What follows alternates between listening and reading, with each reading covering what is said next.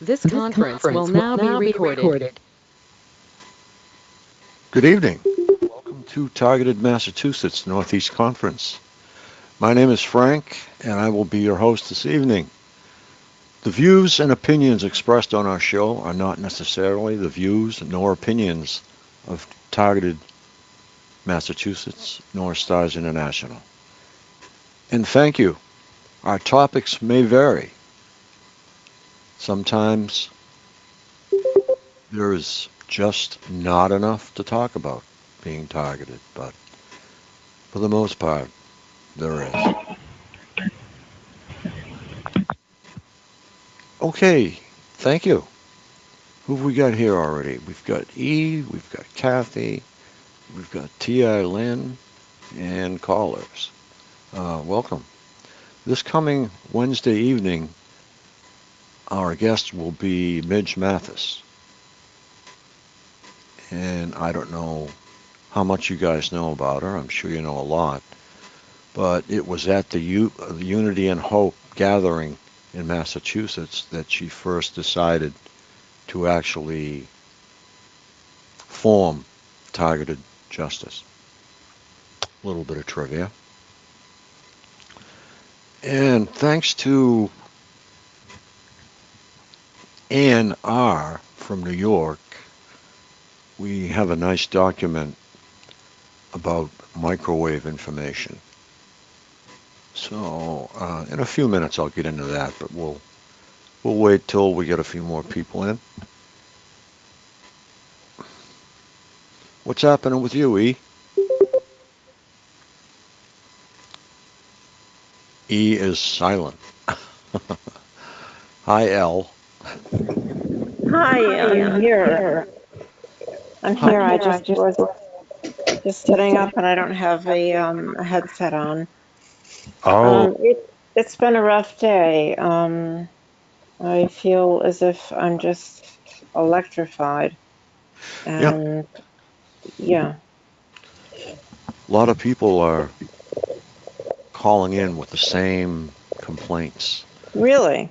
Not so much today, but yesterday. Mm.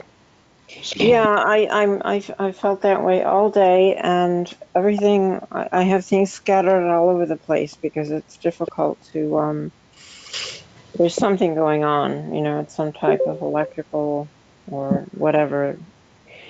And, I could get very angry if I knew the source, and I guess I'm not pleased anyway.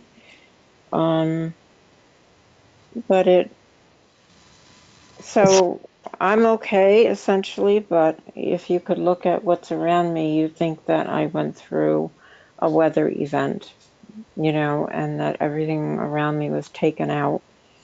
And I probably am, a little different physiologically, but I'm still myself. But yeah, it's like going through a storm. yeah, I can see that.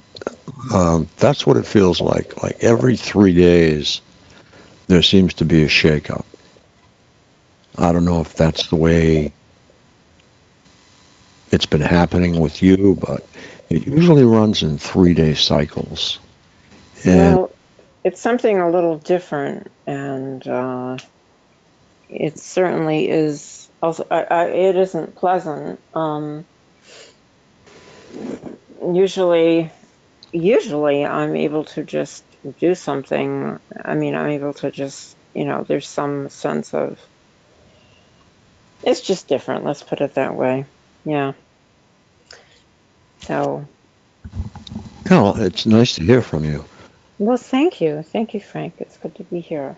Thank you. It's open mic tonight, so anybody who would like to share their experiences in targeting, or there are room for other opportunities to speak about different topics related in some way to targeting. Frank, may I just ask, was the person who was previously on stating that a relative of hers was involved in the act of the perpetration and so forth? That was Midge Mathis. I put a video on. I didn't share the entire video because Hmm. I was Oh busy. my goodness, yeah. I did share the audio. She'll be our guest on Wednesday. Oh, that's excellent. Yeah. Yes. I will be getting my computer repaired. I just have my phone right now. Um, but yeah, it's as if there was a hurricane around me and things have settled down, and it looks as if like a 90-hour wind has come through. Yeah, but I guess I'll get through it. Yeah, you will. Yeah. And you'll probably get through it many, many times. But you have to understand that we're all here for you. Well, thanks. I appreciate that a lot. I really do. Hi, it's Ann from St. Louis. Hi, Ann. How you doing? Oh Lord, a couple days ago, I don't know how I would have answered you. Noise campaigns like you would not believe it. So many empty threats. I mean, sometimes you just have to laugh at these morons. Like they're saying, look, I live in a really bad neighborhood, but I've lived in worse. And they're saying that the owners want me out so bad, and then they say that they're going to charge me $14.75 a month for the rent. And it's like, you got to be kidding me. They're not going to do that. Oh, uh-uh. It sounds like it might be an attempt, if I may say, to Frank, to implant a memory or something, or to, you know, Well, they've Yeah. been quiet for track the you. last several hours. What's your name that was going through the electric shock thing? Oh, I don't want to be really, I don't want to be really specific because I've been Oh, that's through okay. quite a bit. Yeah. I'm still getting to know everybody. I'm totally blind, and I have been coming to Frank's wonderful conferences since the day after Christmas, and I've been able to get through this situation so much better. I can't wait to get this Dave K CD in here. Yeah, that's going to help you. That's going to be like night and day Oh, because I hope so. I will tell you something else that you can do that is very piercing and it has a presence, even if it's on very, very low. And that's if you go up to the tone generator. Just put in your Google search the tone generator, Mhm. and from there, just pick A440. It's the first one. I think it's the default. And try it because you can put it on very, very low, but it will have a presence in the entire room. Is this a an app or a YouTube video? I'm not good with this technical stuff. Just Google uh, tone generator, online tone generator. Oh, all right. And then you want A alpha 440, right? Yeah, A for Okay. alpha 40, and it's the default because it's actually A440 is the standard in the United States anyway, and many parts of the world for music. And if you consult your pre music, you'll find that it was in 432. And the tunes that are really tear jerkers are written in 32 instead of A440. So that's just another little bit of. Great. Can you send me the link either through my email or text me the link to the correct headphones for Amazon? Okay, you can kill two birds with one stone if you want to by just going to Walmart, spending like 25 bucks, and picking up a set of Logitech. They're a combination um, headset and just regular old headphones. They are durable. They produce the right frequencies that Dave Case's CD is supposed to bring out. And I've used a pair of $200 headphones to try it out, and they're very good. I would recommend them instead of paying $60. You know, just try those. You'll like them. If you don't like them, they Walmart has a very good return policy. I think it's 14 days on those, or maybe 30. The reason I was asking about the cost ones is because I have some Amazon credit that would just about pay for those. But when I looked at them, they had three different styles, and not being real tech savvy, I don't know. I want to make sure I get the appropriate The man ones. are KTS Pro 1. They're about $20 or so. Okay, is that Loda? Yeah.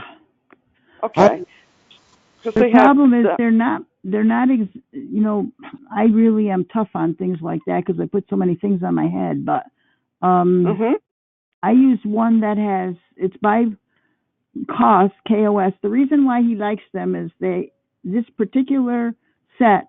When you get your disc, he'll tell you with instructions which ones, because they are made with titanium, and there's something he said to do with the titanium that really makes a big difference. So the one I get has a metal across the top because the other one is hard to fit all heads. But look at that. There's like 3 of them there, but they're not that expensive. If you have credit that you want to use, wait until you get the disc, and it'll tell you the exact model that works the best for his. How long does it take for the disc to be sent here? Did you already order it? Yeah, just early this morning. Oh, it won't take long. Just be patient. And Okay. even on his website, it has information about the headset. I know that Frank is giving you good information, but it's up whether you want to use your credit or go to Walmart. If you have credit to use, it's basically free for you right now. It is. Yeah. So wait until the disc comes and you'll see, or go to the website and you'll see. I believe he talks about it there as well. I can't wait to see the reaction, what's going on behind this wall. Well- if they start screaming or if they shut their machines off, or what their reaction will be. Well, I think Frank and I swear by this CD. I use it all day and half the night. I mean, I have it playing whenever I'm not around people, especially, if I'm sitting and knitting or doing something else. I might have something else going on in the background, like music playing, but I still have the tones from the CD. He's an engineer, and he's very intelligent, and he made it for a reason.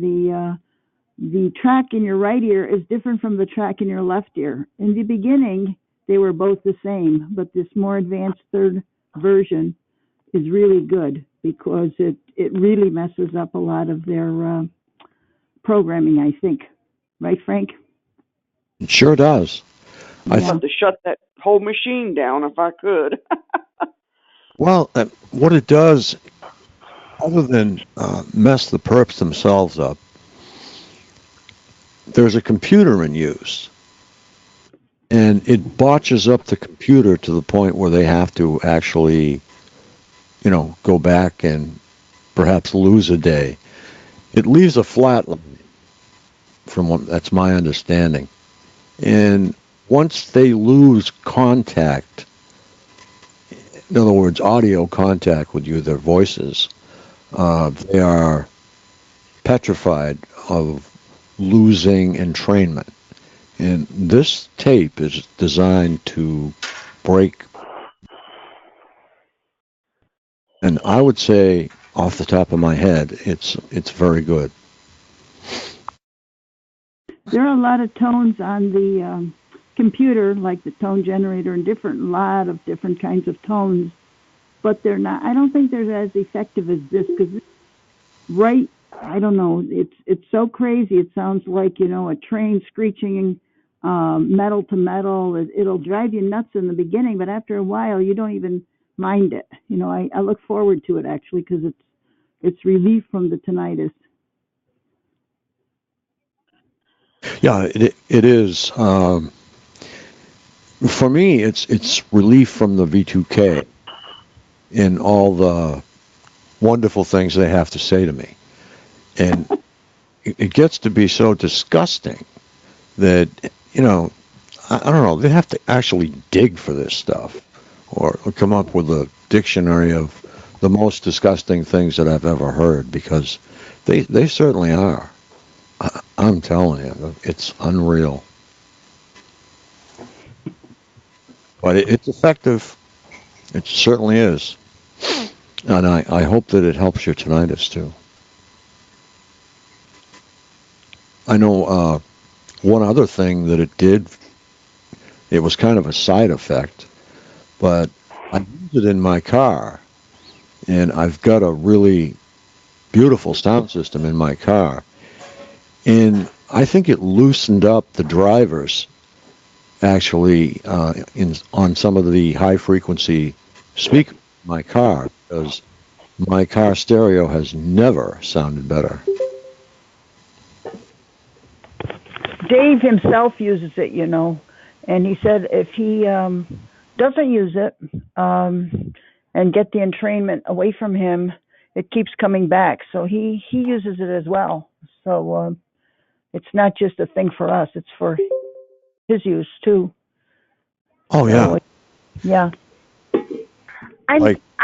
Excuse me. So, hi, I'm new to this call tonight, and I missed what was being said. Is there a headset that cancels out V2K? No, it's actually a CD. It's made by a gentleman by the name of Dave Case. And in searching for a way to lighten up the V2K for himself, he made this CD available to everyone. Oh, okay. Is there a website? No, actually, I don't have it on my website, and I think he has a website. He has his own now, or yes, did? Okay. It's something like it's got tinnitus and V2K in it .com. I'm trying to think of the first word. Maybe it's targeted individual tinnitus V2K.com. He's got his own website. Yeah. Okay. Dave Case, I can find it. You can. It's like $10 he charges now because of the postage and the production of it, and he constantly is inventing new things to help us. So you don't mind paying $10, and when you get it, you can copy it if you use a very slow speed and the highest quality on your computer program, whatever you use, Windows or some other program. You can make several copies, so in case one breaks or they steal one. But once you start using it, you better keep it close to you, because you'll see that they don't like it and they want to get rid of it. So they'll either steal it or destroy it. So I keep it in my player, and I have it in my pocket all the time on my person. Where is this computer located? I don't, this is all still new to me, even though it's been going on for me since probably before the 2000s. Who knows? These servers could be actually anywhere. So there is no real spot that you can actually place them. I'll tell you where most of the servers that run the United States are kept, and that's in Mexico. Oddly enough. Well, not to sound stupid, but how does what their noise and garbage that they're playing end up behind my wall? Well, they have a very sophisticated sound system, and it's actually your own brain. That's why I suggest to you that you go to our website and go to videos and grab background coffee house noises. It's right on there, and if you put your headphones on and lie down in the dark, you'll understand immediately how they can put that sound behind the wall. Because it emulates V2K to a T. You'll hear somebody off to your immediate right washing dishes. You'll hear somebody at, like 10 o'clock or 11 o'clock on a cell phone, and somebody way out in front chatting, somebody behind you. So it makes available the same three-dimensional audio that the perps use, and that is exactly what they use. It is a form of three-dimensional audio, and I think this is a little bit of the fourth dimension thrown in there. But yeah, it is surround sound times 100. It seems like, because I've recorded it one time using an application called Ear Spy or something similar to that, and it played it back. Okay, I would So, suggest like, those sounds are go ahead. real. I would suggest that those sounds you're hearing behind the wall are probably real, and that anyone could hear them. If your tape recorder picked it up, chances are it's a real sound. Yeah, because they did 9.5 hours of work, ironically enough, on drywall work in my bathroom for over 9.5 hours to augment some kind of sound system they're using. There's I bet you it's some kind of a box, or it's like a Bluetooth speaker where they're playing this garbage from somewhere. It's about to drive me insane, but I keep working on it. They get really mad when I get any kind of sleep, so too bad for them. And they keep griping about antipsychotic drugs. They're the ones that need to be on them. Oh, most definitely. I agree with that 100%. Well, they need to Can just you have hear me? shock treatment. Can you hear me? I just got on the call. Yeah. Okay. Okay, good. Yeah, you're coming in loud and clear. 5 by 5. Right. Yeah, so if you want to pick up that CD, it used to be free, and Dave ended up getting, a few $1,000s in the hole because he was buying the CDs. So if you wanted to do something nice and you had a little extra money, send him a rack of DVDs, or CDs, whatever he uses. I gotta check. Actually. I'd love to do that because I'm an eBay buyer and seller, and I know how to find stuff in lots and just send him a whole bushel of them, and he can, make him some money. Oh, good for you, Ann. That'd be fantastic. Memorex, I think, is probably about the best out there, and in some stores, that's the only thing out there. That's what I'd pick up. Okay. That's another link you could send me or text me, is the type and model, maybe, because I want to get him the right ones. Okay, you can, if you want, you can just get them Memorex DVD. Read only. Oh, okay. It's not the CDR-W kind?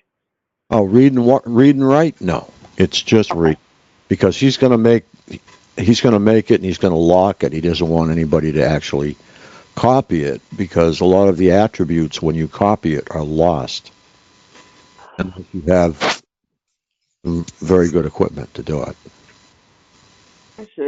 Frank, this is Elle. I would just like to ask you a basic question. Sure. Okay. It seems as if you have, to a large degree, been able to climb out of what had happened when you were more extremely affected. And it would be, yes, and I compliment you highly on that. I think that's a tremendous achievement. I can't, it's hard to imagine it's just luck. And No. No, it's far from that. Oh, I know. That's what I'm saying. I would discount that 99 point. I mean, I would discount that entirely.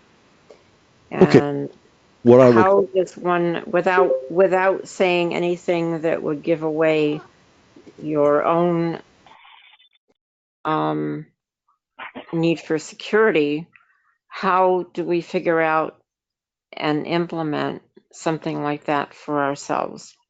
well, first of all, there's a little bit of leverage there uh, because I know who one of them is. Stone Cold, period. I know who he is. I know where he lives. And as a matter of fact, our attorney scared him out of where he lived, and he moved. And we haven't been able to find him since. So he's moved to another location. Uh, they claim naturally to be in the same town, but I really don't think they are. And I think it's going to be a search. May I ask, is does he know, or is he responsible for the technology? That does he know that part too? He's responsible for using the technology, yes. As far as Oh, knowing anything about it, he probably knows a lot more about it than we do. But as far as being responsible for its inception, we'll say no. I'd have to say no. well, what you've said is stunning. To be able to know who is responsible, and I I I don't know in my case. I really don't know, and I don't really know how to find out without having. If I'd been able to for a few years do what I normally would do in terms of earning money and such, then I might be able to have enough to spend to buy services which would enable me to measure and detect exactly where it's coming from and who's doing it. Okay, at this point in time, I get different information on satellite technology. Uh, how, Hmm. how many satellites will it take to cover? Now, I've heard as little as 3 satellites. So if they're 27,000 miles out there, Hmm. I'm having problems with them shooting a laser through a bunch of space junk. So, I'm trying to wrap my head around them getting through the space junk with anything because it's Yeah. all. So we've got clouds of space junk up there. So I have to try and figure that out before I can actually wrap my head around that. Frank, I Yeah. wanted to ask you a quick question if you have a quick moment. Um, the 1 second, I want to get inside. There was a conference call on an email and a conference call on Saturday with PAX International, and what Derek Robinson is saying is, please forward all of your FBI case numbers in regards to electronic harassment to me. The FBI has earmarked, I guess, an agent to work with this National Justice for America. I'll forward you the email so I can get it correct. Okay, good. I originally tried to file an FBI report in 2001 and was so far back, they didn't even have a phone number for me to call in and file the report. So I never did. So he's giving targets instructions to go to their FBI office and file a report in person. And what he said was a formal complaint against directed energy weapons and no touch torture was the key word they were using. I thought that I've never heard that before. No touch torture. I listened to the call, which he's actually, I think, emailed out for distribution. I'll email you both emails, Frank, right now. Can I? Let me just finish real fast. My concern is this organization that is apparently working with the FBI is a .net website, which generally is a for-profit website. So that's their website looks sort of new. It seems suspicious that the FBI would be working with this company. I don't know whether or not we should be filing reports with the FBI or giving him, if we do, giving him the case numbers. But I'm gonna let this gentleman who wants to say something say something. I'm gonna forward you both emails right now, Frank, and we'll go from there. Okay, that sounds good. I listened to that call the other night, but I missed a lot of it. If there's some way that you can email that to me too, some of the information. I'm like him, I'm not really sure about it, but I wanted to see exactly what they wanted. Frank, can you get that to her? I'm going to get it to you. Can you get that to her? Yeah, I certainly can, as long as I have the email address. Okay. My email address is Kent Matthews, number 3. You want to? You're a little bit garbled, so I need to get something a little bit more concise there. I didn't hear you. You're a little bit garbled, so I need something a little bit more concise. Okay. What? I don't have your email. Can I just send it to your email? Can you give me that? Sure. It's frank@targetedmassachusetts.org. And if you want some help with Massachusetts, I don't blame you. It's MASSACHUSETTS.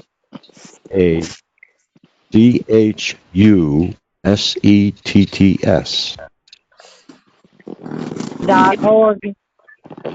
Yep. Hey, ma'am, where are you from? I'm sorry, Frank. I didn't mean to cut in. This is Tammy Matthews from South Carolina. I've been missing a lot on the calls. I got on one last night and I had no voice, so it's still not too good. No, you sounded so good if you were anywhere near me, but you're not. But it's good to hear another Southerner on. No, and I'm trying to find some people from South Carolina. And Scott, I don't know him, but that's one that was on the call. He told me he would send me some information that he had sent, but I never got it. And have you seen the sky map? Yeah, and I never got any information from him. Did you see the TI map?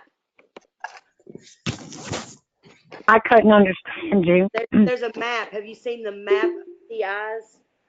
No, I haven't. It's at S-Avance Project. Is that .com, y'all?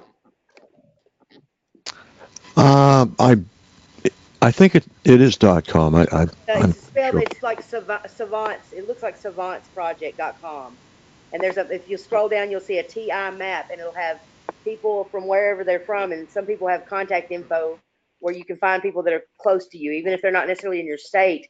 They might still be geographically close to you. Okay, that sounds good.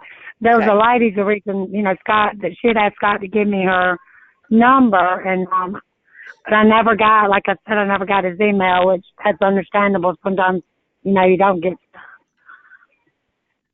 But I'll check all this out. And Frank, I'll send you my email and anything that can help me. Because like this, I'm going through my voice. A lot of it, mine is chemical. I'm inhaling some kind of particle. And it's pretty tough. Yeah, it is. I've gotten a lot of all kinds of cross sections from like thousands of people now. And I've heard some really grim stories. And as far as stories myself, I have some that are not too savory either. And over let me see, 3.5 years, in 1 year, I was hospitalized 14 times. know. Oh, Frank. Oh, Frank, this is Elle. I'm so sorry, and it's Oh. so I on the positive side, it is so amazing that you are speaking as you are with such uh, fantastic It's wonderful. cognitive and intellectual ability and such command over everything that you're doing for us, and that you've gone through all that, and you are like a war hero, and I just want to say thank you. Oh, you're That's so great. Thank you. We Yeah. have to fight. That's what I tell everyone. Keep a positive attitude and fight your butt off. That's the only That's way. what I do. Yeah, that's all you can do at this point in time. When I get a cure, if I'm the one that finds it or whatever, it's dollar for dollar. That's it. Yeah. Period. You know. So at this point in time, all we can do is, when we get together, just hold hands in a big ring and just generate that healing power between us. But you know, like with you were talking about these satellites and things.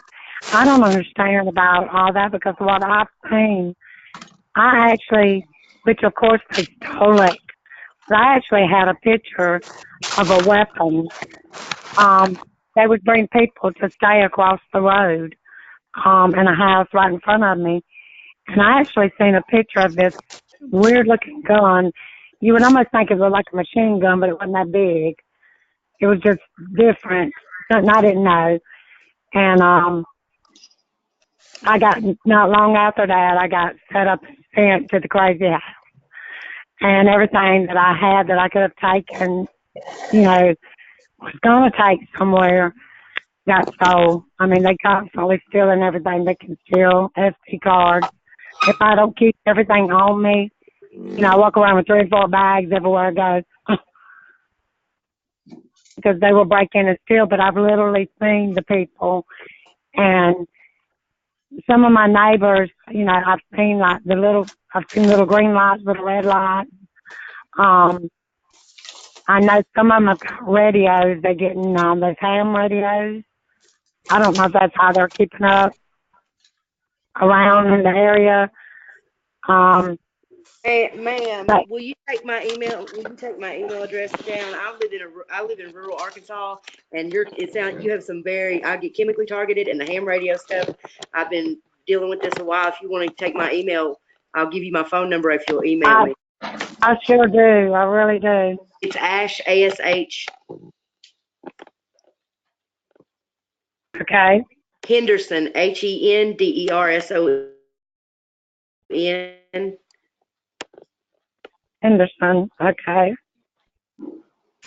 Parrish, P as in Peter, A R R ISH.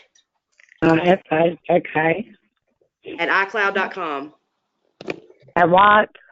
At iCloud. Oh, okay. At iCloud. Yes, ma'am. I will give you my number now because I don't mind giving my number out. Okay. I'll put it in my phone right now. If you want to, write it down, it's 843 373 0485 and it's 373 0485. And your name is? And that's Tammy Matthews. Okay, Tammy, is it a landline or can I send you a text? You can send me a text. All I have is a phone. I don't have internet or anything, but I can get on my phone, with the internet and stuff. Okay. Okay, well, I'll just send you a text with my number. Call me when it's convenient for you, okay? All right, thank you. I know. Okay, that's with 2 T's, I hope. Yeah, it is. Okay. I thought so. I just wanted to check. You'd be surprised how many variations we get around the country of one name. I've just been looking, for someone around, because, I'm all alone. My husband, he's sitting there, he doesn't believe in it. My family doesn't. I know nobody around that believes in it or even knows about it in my area or anywhere, in South Carolina. So it's been really hard on me. I've had to hold in and, hide a lot of stuff. It's just been really hard. But I know the people, one guy, and I can say it to my husband, he thinks I'm crazy, but one guy, he rents my home. And, I've seen him out. I know he does it. But I just talk to him and speak to him and try to act like, I don't know anything. Did I get cut off? No, you didn't. I okay. I thought I heard something. I said, but yeah, I take every tag number down. I record it, and when a car passes, I look. I don't miss a pace, and when I see it again, I know it, and I try to get everything I can get. And then they've torn everything from under my house, my insulation, everything. They're doing something through my water line. There was one neighbor, I was at a friend's house, and one neighbor that was doing stuff there. We took pictures of the barrels of stuff they had there. I do know they used some kind of hydraulic fluid for whatever they're mixing or doing. I mean, I have no other idea, but I do know Amy, you give me a call and I can clear quite a bit of this up for you. Call. Okay, great. That sounds so good. Your targeted sounds almost identical to mine.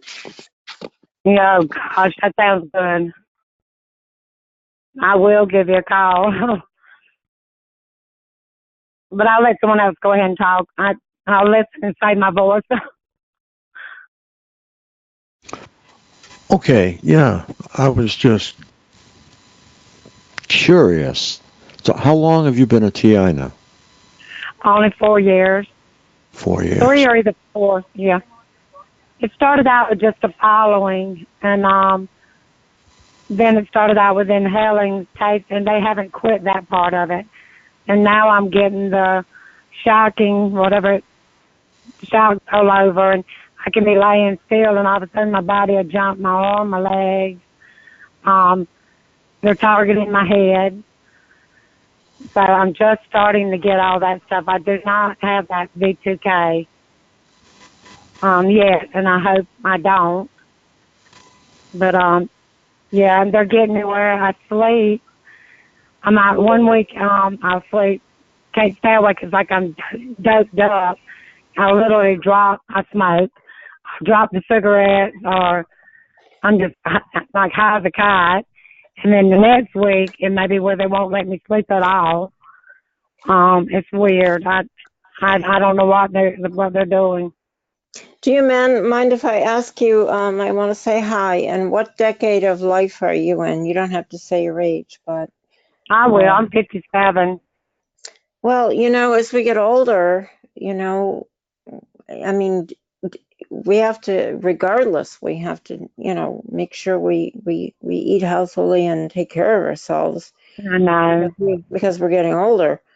Not that we can't be healthy, but with this stuff, we really have to fortify ourselves with nutrients and put the nutrients in that are blocked from being absorbed because of the technological activity. What's so bad is I had cancer cells, and they took out part of my stomach. I only have a small section of a stomach, and they tried to do something like a sleeve. They couldn't do no kind of gastric bypass, but they actually, I'm gaining weight for the first time in 10 years with whatever they're doing. I've already got a mass in my lung. I'm in the process trying to quit smoking. I'm taking every kind of vitamin I can think of. I'm trying to do, but I don't eat or drink much. And they keep me where sweat literally pours off of me. And I was just telling my husband, I know I've got to go get some fluids, because I know I'm dehydrated because I can't hardly go. Oh dear. So it's been pretty rough. Oh, that's very rough. Yeah, and it started actually when I found these calls. I got on Ella the first time, Mm-hmm. and that's when it actually started.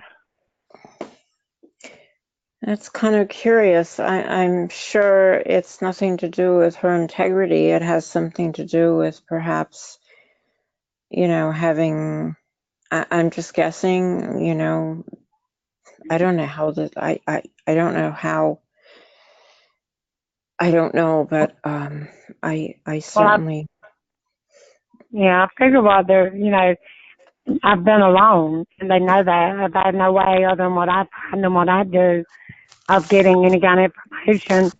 And now I'm able to get some and talk to people, and they undoubtedly they don't like it.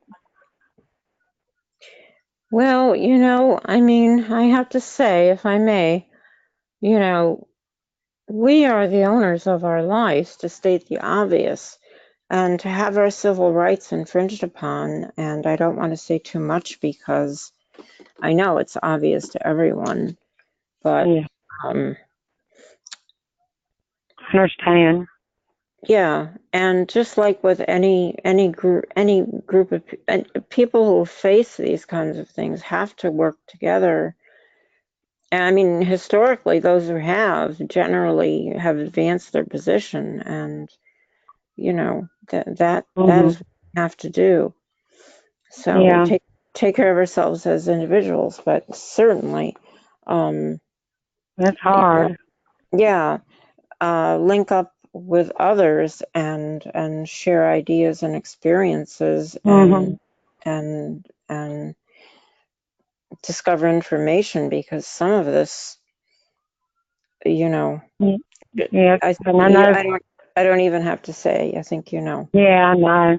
And Yeah. right now, I didn't know of a lot of shielding. I use a lot of aluminum foil, which has helped some, but it's things are changing different, and I'm having to try to figure out what to, find or use next.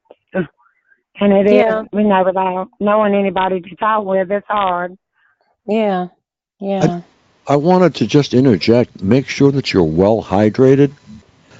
Uh, I'm actually dehydrated. I'm gonna try to go get some fluid tomorrow. I'm just afraid of the hospitals.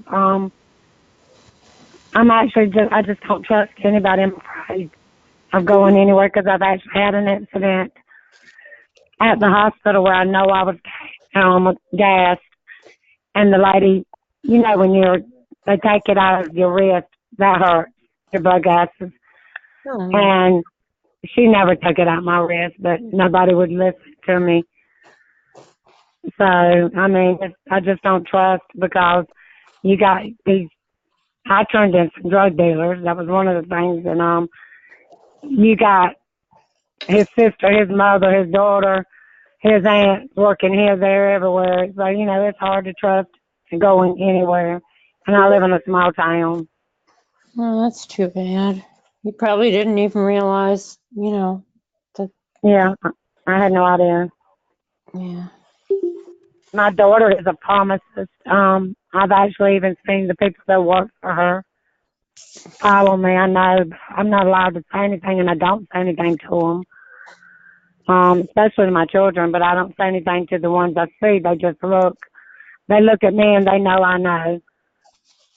But I'll smile at them and tell them to have a good day. And if I pass one of them, I look at them and I say, "How are you today?" I even told one the other day he was getting gas. I said, we should have just rode together. It would have saved us both gas. He just laughed Oh my because gosh. they follow me everywhere. So it's tough. Maybe you could join I'm not sure, maybe you'd think, well, that's a terrible idea, but if you join your neighborhood watch, I mean, they vary from area to area, but, some of them are okay and some aren't. But if these are professional people, like, white collar kinds of people, Hmm. you know, it might not be bad, they're, Well, the one neighbor that brings the people into his home as a renter, he claims. He is actually Nikki Haley's private plane, little jet. He picks them up at the local airports and I guess takes them where they need to go, a lot of government officials. He bought 3 homes right here at me, within vision, just recently, all together at the same time. So there is more to it. There's more, and I know the captain of the sheriff's department is the one that put me on it. But proving it's, another thing. So people can get this type of hire this kind of thing just by. Yeah, they can. They have to go underground though, don't they? Unless it's something really. If you you've done something really terrible, like start 3 or 4 fires, and you never were arrested, and a property owner is upset. That's one. You shouldn't do it to anybody. You should try to. But I had foster kids that were my cousins, and I wouldn't let the parents see them, and I turned in some of our drug dealers. But they think they set me up big time. The oldest girl was 12. She was told how what to do, and what the captain and the ones that turned me in, they videoed everything because they hacked into my cameras, my TV. They even had the phone company. Everybody helped them. But they think I committed a crime and got by with it. Because they couldn't use what they videoed. It's illegal, to break into somebody's stuff. So it's been a war. Yeah. But, I don't see why they don't just let those things go, because there are constantly things happening, and exactly. Why commit more crimes against one? Gosh, I know. It's one guy that I think is I think it's got a lot to do more with a lot of drugs. I took the wrong people in, I guess, but this one guy looked me dead in the face and told me he would get revenge, and he's gotten it. Oh dear. He's gotten it. So, but I'm gonna fight till I can't fight, and if it doesn't help me, maybe it'll help somebody when I'm dead and gone, my grandkids, somebody else's kids, whatever. But I'm not gonna give up. I'm gonna put one foot ahead of the other every day, as much as I can, and I'm gonna fight for everything. Yeah. Well, that type of thing is I don't have the words for it. I don't have the words for it. When people blatantly do things, like that. And if you had a family, I don't know. I don't know what to say, and I don't want to take up the call, but oh they're not goodness. scared. These people that are behind all this, and whoever all of them are, and where it originates from, they're not scared. Well, do you know? I remember learning, and these probably doesn't apply to these people because they're not the average people, but the average age for death, and I worked with youth who were grew up in risky homes, and so forth. The average age for recruitment in a gang, in a city or an area where there's a high gang population, is 8 years old. 8. Oh my gosh! And the average, and the average age of death at one time, like 15 years ago, was 21 years old. And nothing sadder than to see a child. I know they love their parents and their parents may love them. Yeah. But for those children not to be able How to to do. go home and live a normal life pretty much and be able to develop their own lives and, Right. They teach their kids how to do things that they should never know. Yeah. Should I never mean, know. yeah. I mean, it's so sad, you know? And the little girl with her daddy, her and her brother, that doesn't believe in God. He believes in witchcraft. He is pretty good with computers. He has even taught her how to hack into computers. I mean, this is the type of what the judge gave them back to. It's terrible. It really is. It's sad, but what can you do? Yeah. Yeah. Well, Lori from the chat just mentioned something that I haven't spoke of for a while, and that's to get out of the house. And one of the big reasons, sunlight. You can't exist without sunlight unless I you love it. go out and buy these expensive fluorescent bulbs that are actually full spectrum. Then you'd have everything in light, but nothing replaces the sun, and it's free.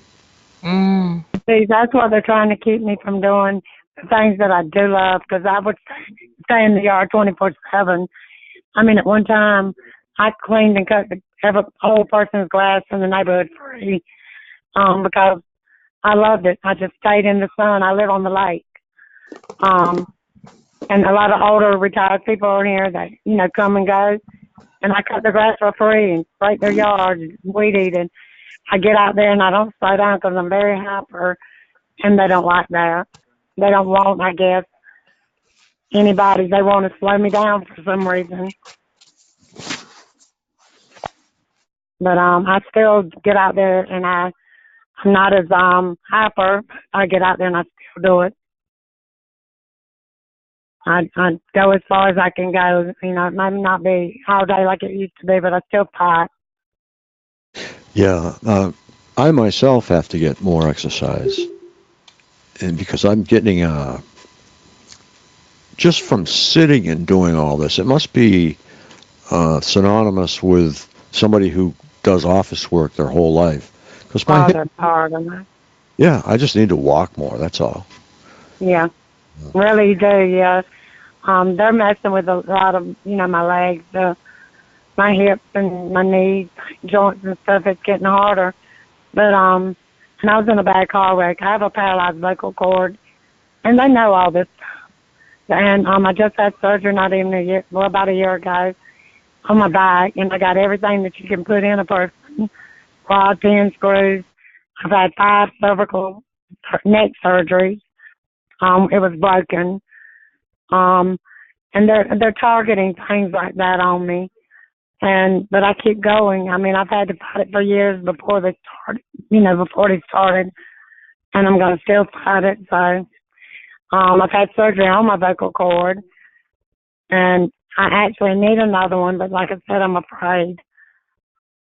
I'm afraid of them putting something in me or something happening. I just don't want to mess with doctors no more than hell.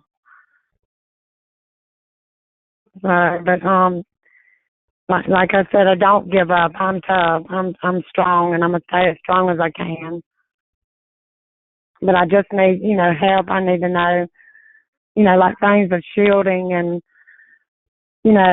try to put pieces together, like, the hydraulic fluids, the things I've seen and I know. I just don't know how to put it all together. And there might be somebody out there that's going through the same thing, and they've seen and know what this, certain is. And that's why it feels good to be able to talk to somebody. Oh, it's great to have you. I just wanted to make you aware. I'm going to cut in for a couple minutes, and Go ahead. I have something I'm going to read to you. I probably won't read the whole thing, but I'm going to preface this with the idea that every time I open up something that's critical, guess who was on there? The U.S. Air Force. And giving a grant to someone to work for them. But I'm going to read this to you, and it's actually a solicitation, and the number is BAAHPW-RHDR-213, month February, actually. And the synopsis was added, February 22nd, 2013. Okay, the U.S. Air Force is one of the largest developers and users of RF and high-power microwave emitting devices in the world, and consequently has been at the forefront of research on the biological effects of RF and high-powered microwave radiation for more than 30 years. The mission of the 711 HPW is to protect Air Force personnel from radio frequencies and high-powered microwave hazards while minimizing negative operational impact. This requires an extensive research program in the dosimetry and bioeffects of RF/HPM radiation. Research results are transitioned and transferred to national and international health and safety standards, which are used by the Air Force and the Surgeon General for occupational health and environmental safety. I could go on for, I don't know, finish the thing, I guess. But basically, they're coming up with protection for the Air Force personnel. So why not come up with protection for us? So when you make out your reports to the FBI and related law enforcement, you might want to bring this up or add it to your report because, consult the U.S. Air Force in terms of what kind of protection they are offering their own. Okay, that sounds good. But the people that I see that are following me are people that I know for a fact they're in the Masons, the military, it's the VFW, and it's a group of them that actually help children, a children's group. But I see a lot of VFW and a lot of Masons, a lot of them. And a lot of them, I've actually stopped one person. She was sitting there, and I stopped her. And we've been friends for years, and I looked at her, and I said, I can't believe that it's you. I said, you know me better than that. And the woman was shaking. She was scared to death. And that's basically about all I would say to her. I was just shocked. But she's VFW. And like I said, being in a small place and working in the public for years, I know a lot of faces. And I can't say what it basically boils down to, with all of them, but not, on here. But it's kind of scary because we're upholding the military. These are retired veterans, some of them, and I've even the sleds. Retired sled, I know for a fact that are in on it. So I'm up against some tough people, but I'm going to do what I can do, but I appreciate what you just said. That's good to know. I would like, when I send you my email, if you send me a copy of that, if you didn't mind.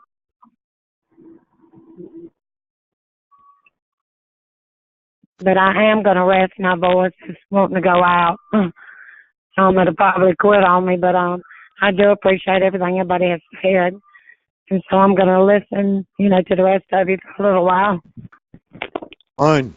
Anytime you want to hop back in, just pop right back in there. Thank you. I don't mute this call unless we're going to have a speaker. Okay, great. Yeah, if we're going to have a speaker, I mute it. And everybody on here, or unless I hear something like that. Yeah, I understand. Well, Okay. Frank, before she goes, I want to say it was really good hearing from you, and Oh, thank you so much. yeah, and I send all my very best to her, and I hope we can talk to one another more in future calls. And please take care of yourself, ma'am. I wish I knew your name. Thank you. You're welcome. God bless. Okay, and I agree. And I was just looking at an article today, and it says Alibaba's AI outperformed a real human on reading comprehension. So that's pretty interesting. Now it says surpassing human intelligence. Okay, what was the intelligence of this individual? My comprehension is very, very good. So I don't know. I'd like to see who the individual was. I'm not saying I'd win either, but I'd like to see who actually it was that was up against it. Welcome, Steve.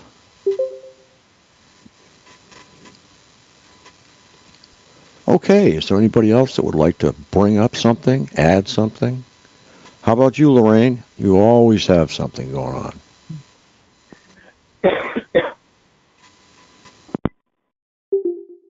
Oh, a lot of people are just listening tonight. Monday nights are that way, and unless you have a guest. Now, Wednesday evening we'll have Midge Mathis, and I don't want you to miss that, so you'll get a reminder. I didn't have any time to text anyone, email anyone, or do anything today. I was just overloaded with things to do, so never quite got that far. Like I say, this coming Wednesday, Midge Mathis will be on, and that should be great fun. And I have a link here. It's Barry Trower is actually deposed in court. So it's a court case where he is... Oops, hold on, lost the whole thing here. His affidavit goes before him, put it that way. He sent a letter and an affidavit into court. So that's going in the chat here in a second.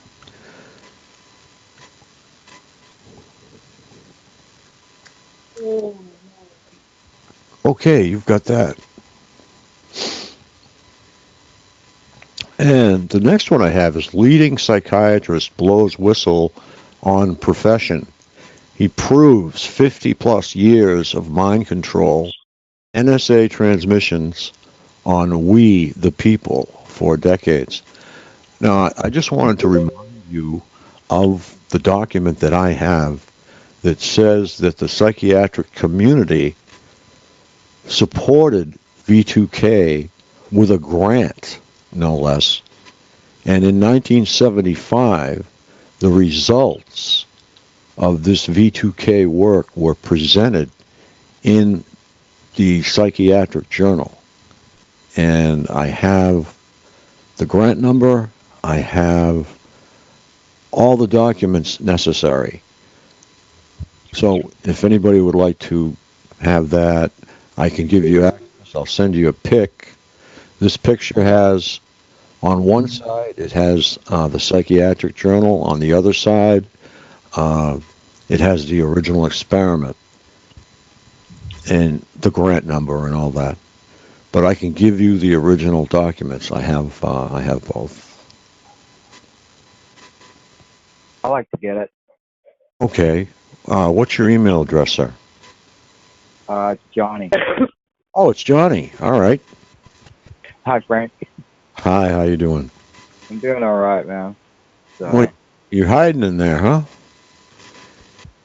Yeah, actually, I was on Derek's, and they were just talking about some other things, and I just decided to come over here and see what was going on, because I've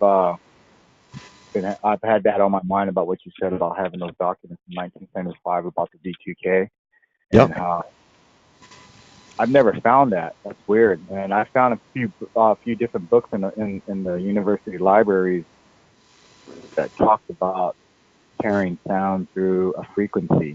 You know.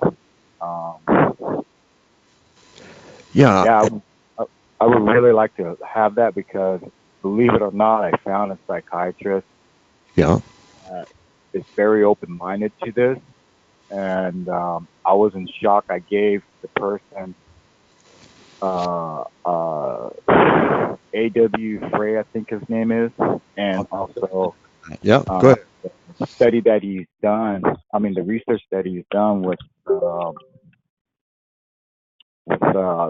you know, that the sound that he heard through the frequency, and I was in shock that the psychiatrist came up with a lot of different types of information.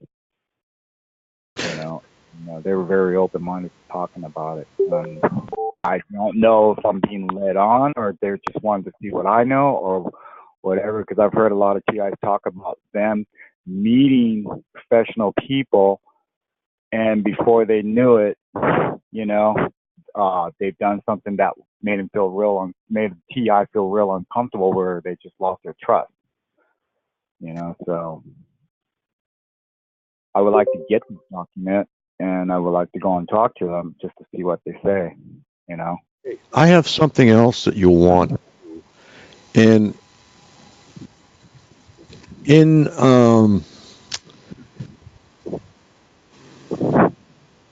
they're stepping on my head. I hate that. Trust me, I know where you come from. Yeah. I had a conversation with TI today, and I got lost in my conversation, but then I had to stop and think about it. Yeah. Well, I have a link to that relates these two documents together, Alan Frey and the optics letter from MIT. Yeah. Optics letter ties V2K and laser. So that's going to be one you're going to want too. Okay, great. You know my email address, so yep. If not, I'll just send you something over. That way it'll just pop up, and you can just forward it from there, I guess, or whatever. Okay. That's weird.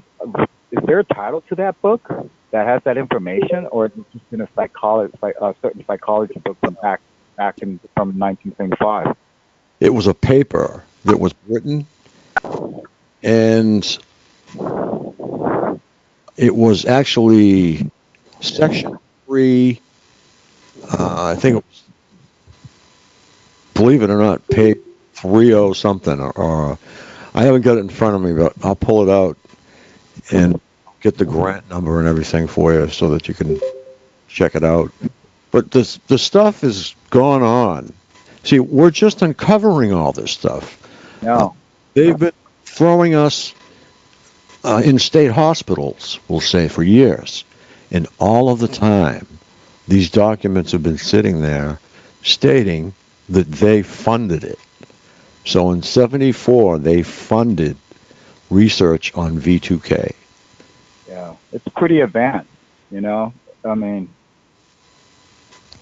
So MIT's taken it a step further. They've taken Alan Frey's work, and they've gone through Alan Frey's work, and they've extended it into lasers. Yeah, I believe that. Yeah. Aren't they taking a little bit of Juan Delgado's work too with chips? Delgado's. Well, yes. Yeah, I would say they are, because he did some of the forefront work, we'll say, on getting that bull to stop. I mean, he had to know what he was doing, or he was dead. Yeah. So, no, he did a lot of research, and a lot of people looked to that to continue their own. Yeah, I think that's how the new generation of scientists and whoever government authorities that work with these scientists probably go, this Juan Delgado guy is pretty smart because he figured out how to put a certain type of microchip or a certain type of circuit board and whatever connects certain things to a monkey's brain and got it to react, and now they're like, instead of using magnetic sensor pads in our day and age, now they're using frequencies. And they know, that's why I mentioned this a while back. I go, I wonder if they're using the frequencies like they will use it like an acupuncture. Because if you put those acupunctures on at the tip of every nerve where it ends on the outer part of your skin, it reacts another part of your body. And if you do like push the needle of an acupuncture a certain way, it makes your mind react and think, or it doesn't think. Or if you heat up the tip of the needle that's stuck in the acupuncture that's stuck in you, it makes your body react and your mind react a certain way. Or if you make the needle cold, I've been talking to these. It's pretty crazy. And imagine instead of a needle and a magnetic sensor pad, it's a frequency now. Because if you look at a magnetic sensor helmet, the old 1960s to 1980s, there's I think 35 different types or something like that. And the magnetic sensor pads are set in different places that connects to the outer part of your body. And I was asking the students, I was like, why is it connected this way? They go, it's because it's picking up the senses, the nerve senses, and also from the nerve, it's connecting to your neuron system. They didn't discover how that they all interact together, and you don't have to go through you don't have to go through the back spine, because isn't that the main nerve vein? And they go, yeah, you can, but you can totally bypass that by going through your brain, because the computers are you can design the computer to program the computer to work that way, but they haven't figured out the science. And that's when I told the guy, I was like, yeah, well, what if somebody has experienced it and they've already advanced it, but you just can't find the documents, and you guys think you're just discovering, And he goes, that's possible, because there's a lot of things out there that we try to get a hold of and it's classified, or they act like there's no documents to it. But yet there's professors that talk to other professors back in the 70s and remember the conversations that they've had, And I was like, oh, okay. Yeah, it's funny that you should bring Mr. Delgado up, because he had a number of different, not small, that's for sure, but they were small compared to a transistor radio. And that's small boards, I guess, that he hooked antenna up to. And I guess there's a collection of these. Yeah. He was quite the character. Yeah, he was. He used to, I'm against people using animals, but right. He used a lot of different animals, and he tested. And the one that surprised everybody is the bull, Yeah. But to me, from my research and to going to different universities and talking to different people, I think these perpetrators have maybe 9 different ways of approaching and setting the frequencies on our minds, on our bodies, and mind controlling and manipulating our thoughts and thinking, I don't know if it can actually read our minds, because I have on my wall my van, and I wrote down hey, I know that you perpetrators have the frequencies on blah blah blah blah, but I go, well, there's something that I love doing and something that I hate doing, and I wrote what I love doing. I like history, and I go, I'm thinking about it right now, and the trigger is when I'm outside looking at trees, the soil, the rock, the water, and the plants. That's what it was made from. these items that I'm thinking about, and it's from the year 100 to the year 1200, and I never gotten a B2K answer, and I never gotten a thought or because that's how they always throw stuff at me. It's either B2K or a thought, or they make me think. They've answered anything that they know about me, you know, that I've done since 92 all the way up to now.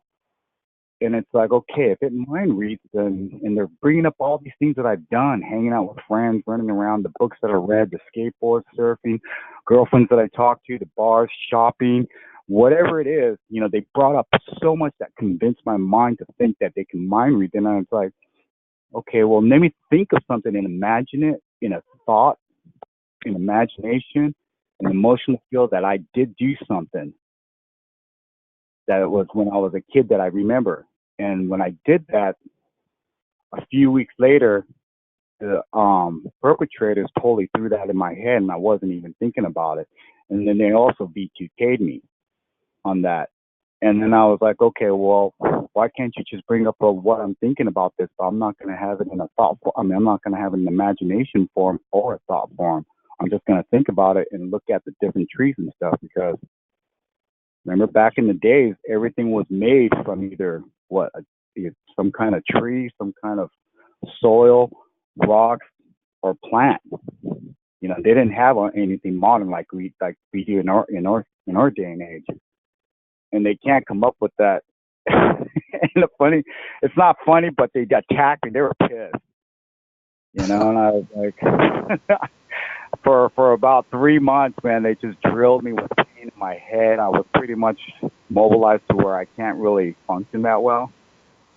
You know, but that happens to me every now and again. Yeah, whenever you find something and it's the truth, oh man, they don't like it. They don't like it at all. But yeah, I was just curious about that. I'm not gonna say that they can't mind read you, but it's weird because every single TI that has explained their past and shared it, it seems like it's only what they've studied, like what they've seen, what these perpetrators seen another TI do. It's the only things that they can pick up. But the mystery to this whole thing is a lot of TIs got smart about something, so they were doing certain things in their house secretly, and when they would run around outside, some fucking piece of shit stalker will walk by and say something about it, and nobody knowing what that TI did in the house except for the stalker. So what did it do to make a TI curious, right? We went home, we searched our room, you know, our house to see if there's any cameras in there. Couldn't figure it out. Johnny, I'll be right back in 5 minutes, okay? Yeah. You've got it just kind of it really made a lot of us think, like, is there a camera in my house? You know, what's going on here? I realized that something's going on, and I read about this being stalked and this electronic harassment. So there's few things that I did do in my house. I don't open the curtains anymore. Some of us even put cardboard, or some of us put foil up on our windows, and nobody can see in that room except for you, you know? So I don't know if anybody else has got any other information about mind reading, these electronic devices that can mind read. I would really like to have it, to see it, because everything that I found is everything that I've heard everybody talk about on these calls.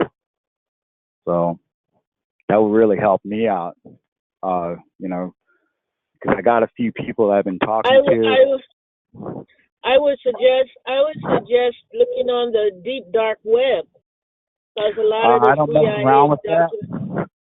I don't mess around with that because I've been in trouble with the law, and right now I'm on the law side and trying to get some regulations and some laws passed and helping you guys out and stuff.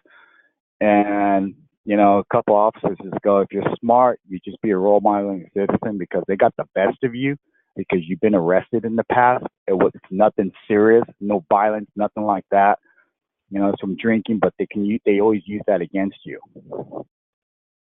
Yeah, but you're not going in there to do anything illegal. You're just looking at documents. Yeah, I know, but I just rather I'd rather avoid that. I understand where you're coming from. You know, I'm not gonna mess around with it. You know, it's like walking into a. It's like me being an ex-alcoholic. It's like me walking into a bar and hanging out and thinking it's okay. But sooner or later, I'm gonna end up. Okay. I'm gonna end up. I know your history, so Yeah, exactly. I'd rather I don't not. know your history. It was just that that's where they hide a lot of the documents that we can no longer find on the website. web. Yeah, they hide them in the deep web and the deep dark web. So I understand. I understand. So I would, Frank, if I don't know if he's back or not, I would like to discuss something that happened to me the other day, and it might be informative for other TIs. I had an alarm installed on my RV because I discovered they were coming into my RV when I would be asleep. So I've had an alarm installed, and the night first I went to a store. When I came back into my RV, I could smell like wires were burning, and I'm like, did he install this right?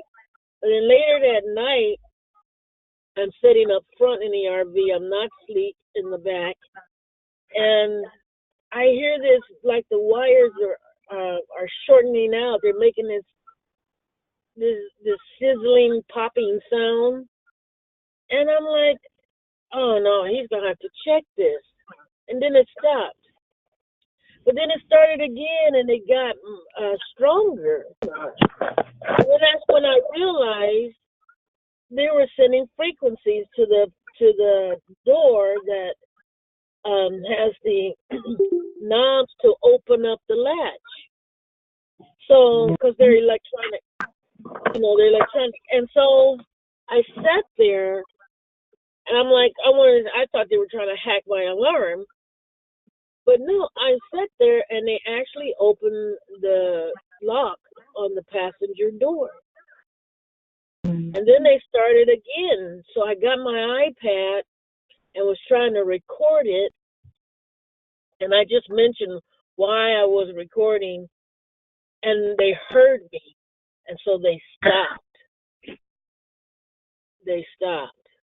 So if we have electronic locks that we can get into it without a key, that's how they get an access. And the other thing was people were saying they couldn't hear me very well. Well, my mic I have a Camper over cab, Econoline cab, Ford Econoline cab. So it has this console that you can take apart. And my mic had fell down in it last night, 2 days ago. So last night I went about opening it up and find my mic. And when I opened it up, you could see the motor. Well, they had the radio frequency powdered or dust. They had tags, the paper tags, all on the motor. And then in the center of the motor where you got like a little valley, you got the two sides, I guess they got the pistons that go up and down. And right in the center of them was a big scoop of the radio frequency powder they just put in the center of the motor. And that way they could paginate frequencies directly into my cab from outside. Because when you open up this console, you can look right down outside. So that explained a lot to me. So I spent most of the call last night cleaning that out. But those are just tidbits for what to look for and how desperate these sons of Satan and these witches and warlocks are to try to torture us, and where they put all of this different stuff to accomplish their evil, wicked goals. So if you find it, clean it out. Don't think it's just dirt or dust, even if it's a car. It's not. Not if you're TI, it's not. Okay, who's that speaking? Me, Gail. Gail. Okay, all right. You said something about electronic lock. Yeah, you know, the kind that you can, but when he hooked up the alarm, when I would take off, it would lock. When I would close my door, it would lock my lock. Oh, So they're wired. They're wired. And so they were able to send frequencies to it and open it up. And it didn't even make a popping noise when it came up. But you have a remote, right? You have a push button remote to turn your car alarm on and off? Or it has... Correct. Right. Yeah, they probably they probably have the code to your alarm frequency. They probably know the frequency to it, so they know they can. No, actually, my alarm was still set. It didn't disturb my alarm at all because they have a key. So he set it. So he made it where it's not if the locks are popped that it will come on. It's if the door is open, it will come on. Oh. So when they lift up the lock, there was no alarm. And now I'm thinking they must have finally got access to my alarm because they put the particle stuff on the outside of the windows and on the rubber around the windows. You know, I'm used to that. I have to clean it every day, sometimes 2-3 times a day. But it seemed like some of it was on the inside, and I'm like, now how did that happen?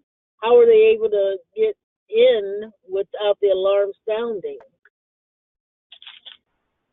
So, and where I had it installed, you know, I'm going back to him, even though the corrupt deputies had money from Homeland Security to pay every staff person that was working there for Jose to sabotage my alarm or give them access to my alarm.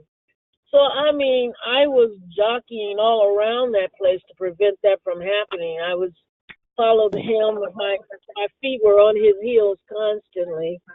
But I had to go back because my camera had stopped working, and he was working in that area. So I went back for that, and the alarm on the house door wasn't working also. So I went back for that, and I tell you, you know, I told him, I said, I can tell that you guys are being offered this money, and that's why the delay in you getting over here for whatever they want to give you to put on there. And he did try to put wire onto the alarm that's up under the house door, and I picked up the wire, and I could feel the frequencies because I'm chipped. So I could feel the energy in that wire, and it's not plugged into anything. So I'm like, I do not want this wire. You give me the wire off of the spool. I do not want this wire that you took out this box. And so he gave me the spool wire. And when he was over here working, I talked to him and I told him, I said, you know, I know Jose, what's going on. He says, well, who was it that came and talked to me? I said, your coworker? And he starts laughing and everything. And I said, and I can tell you it was probably $4,000 or $5,000 a piece they were offering you guys. Hey, Gail, I just wanted to interrupt you for a second. How are you proving that someone is coming in there and, you know, messing with your alarm? Yeah, exactly. Hello? Hi. Right. Go- All the stuff that they leave behind. I mean, my mirrors, my glass, my windows and stuff on the inside, you can't hardly see out of them. They're so smirky from all the radio frequency stuff they put on it. And then they put the granular stuff on the seat. You know, and it's like I vacuumed it that day. It was fine while I was driving. Now I wake up in the morning, it's on my seat, it's on the seat where my dog sits. It makes her do a dance when it's in because it makes it real itchy on her back and stuff. And it'd be on the carpet, you know, these little white pieces.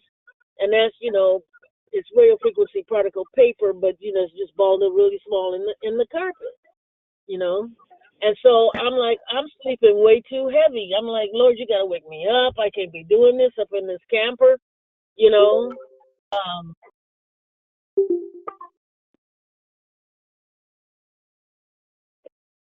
Hello? I don't know if I think she got cut off. Okay. Oh, that happens. Johnny, is there something you wanted to say? Huh? Is there something you wanted to get in there? I just was curious if her windows are being fogged up by frequency. Maybe they're putting something on their window.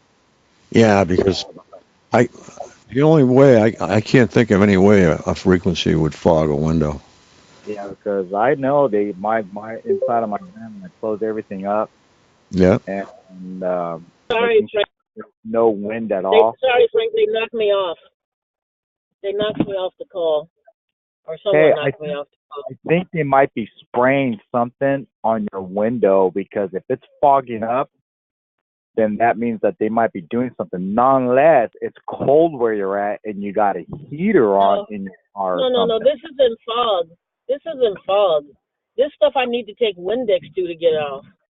No, Okay. I'm used to the every night they'll put it up in the wheel, in the area of the wheel, but on the metal above the wheel, all the way around. So that helps to feed the frequencies into my cab, especially the house, because the house of an RV is just basically plywood. You know what I mean? What color is it? It's white. Now, So I mean, every day I'm cleaning the wheel things out. So, but I mean, there's nothing I can do about that, because when I go to sleep, that's when they do it. But to come inside, and this drip, I mean, it drips right down the window. It just drips down. If the sun's out and the sun's hitting your window, is there any type of color that comes off that you can see? Oh, when I clean it, it comes off black. No. Okay, let me try to reword this. When the sun comes out, before you clean it, when the sun comes out and it's hitting your windows, is there any type of colors coming? It's just this light murky gray, or like really watered down, really seriously watered down milk. How about when it's cold? At like early in the morning, when it's cold, is there any color to it, or does it chemically look different, or? No, this is radio frequency particle material. They got it in water, because what they have been doing is now, because I watch my RV like a hawk, is putting it in a bottle and something, and then they like throw it for it to sprinkle. Because it takes very very little of this technology to receive the frequencies and to paginate and all that stuff. So they like throw in, you got like all these drops. We haven't had any rain today, and I had all these look like old water drops that the sun had hit all over the front of my RV, and I have to wipe it down and clean it every day, so I know it wasn't there before. So, and right now I'm looking at some on the window that they didn't put, and I just cleaned these windows. So, this is why I talk about community, because it just, when you know the technology and you go about cleaning it up, it's just going to wear you out trying to keep up with what they do to keep your torture down to a minimum. So when you clean it, what do you use? What kind of product do you use? On the windows, I use Windex. And then sometimes I mix solutions. Sometimes I use nail polish mixed with solutions. Sometimes I use turpentine, mixed with solutions. Sometimes I wear gloves. Sometimes I don't. Okay, when you use just Windex, what color does it come out on the piece of towel or paper that you use? Mostly it comes off black. It can be applied clear, and it'll come off black. They put it Okay. around the rubber of the glass, and I have cleaned the rubber. And when I'm done cleaning, is because I take a paper towel and I rub it again, and nothing comes off. And when I wake up in the morning, I go out. That's what I've started doing as a routine now, because every time I go to sleep, they're putting it on, and How it's about all thick No, black again. that's on the inside. I can't, for the life of me, see how somebody is spraying something on the inside of your windows. They're not spraying anything on the inside. They're Not- applying it on the inside. They're, And I'm dead asleep. I'm dead asleep when they come in. well, I tell you what I'd do. I'd get a piece of chain and I'd run it through one door handle and I'd run it through the other door handle and I'd make damn sure they didn't get through there. Because people can't be coming in while you're sleeping. Oh yes, they do. Oh, And yes, the other they thing was do. before, Often and when I got the alarm, before I got the alarm, I tied my dog's 2 leashes together, then clipped them on the end, and then took a stick and wrapped it around it, and then twisted it really, really tight. Twisted. And they didn't try to come in then. But it's awkward to have it there because you can't go from the cab to the house and the house to the cab. You hear that? Do you hear Yep, that? I sure That do. was my alarm. That was my alarm, and I didn't touch it. That's them with their frequency stuff sending it to my alarm. Because I'm sitting here in this parking lot, so I set it. Yeah, you know what? That They was got them. they got your alarm code. They definitely do. So they can turn your alarm off and on at any time. It's like if they had your remote. So Yeah. I don't think they have the code because trust me, there was they no. do. Okay, this is how this technology works. Almost all cars that have a standard alarm when you first buy it, okay, they come with the remote, right? Well, there's a machine at the dealership that has all the codes to all the cars, because if you lose your key, you can go to the dealership and then they'll look up your car and VIN number, and then they'll pull up the code and they can reprogram a new remote and give it to you to unlock your car. Well, this was bought. I know I had an alarm installed at an audio store, and yes, it's not from a dealership. My Winnebago's 2004, so. No, but, okay, they have this machine. I don't know what it's called, but it programs remote, and it also can program, if you have a certain type of alarm system, it can reprogram that with another code and frequency. You can change it, but it just depends on the alarm system. The way they make the alarm system nowadays, I think it was back in like 2008 or something. They try to make it universal, so it's a lot easier for the manufacturers to make these machines and also these alarm systems. You know, so it's pretty easy. But you have, here in California, I know if you're a mechanic, you have to have a certain certificate, and you do have to be registered if you buy one of these machines that can program and deprogram alarm. This place installs radio, car alarms, GPS, and all of that. It's that kind of store. It's probably not the dealer. It's probably not them. It can be the perps. You got to remember, the perps have a lot of information because. That's why I stayed with Jose the whole entire time, so I watched him. I know he did the work properly, but the technology that the CIA, aka Homeland Security, has given the cops, you know, they can do a whole lot of illegal things remotely. And they probably are trying, when they make that noise, they probably are trying to figure out what the alarm is, but I'm not sure they were able to disarm it. They're trying, but I'm not sure they're able to disarm it. I'm pretty sure they can with the technology nowadays. I don't think they can. Yeah, they can. Yeah.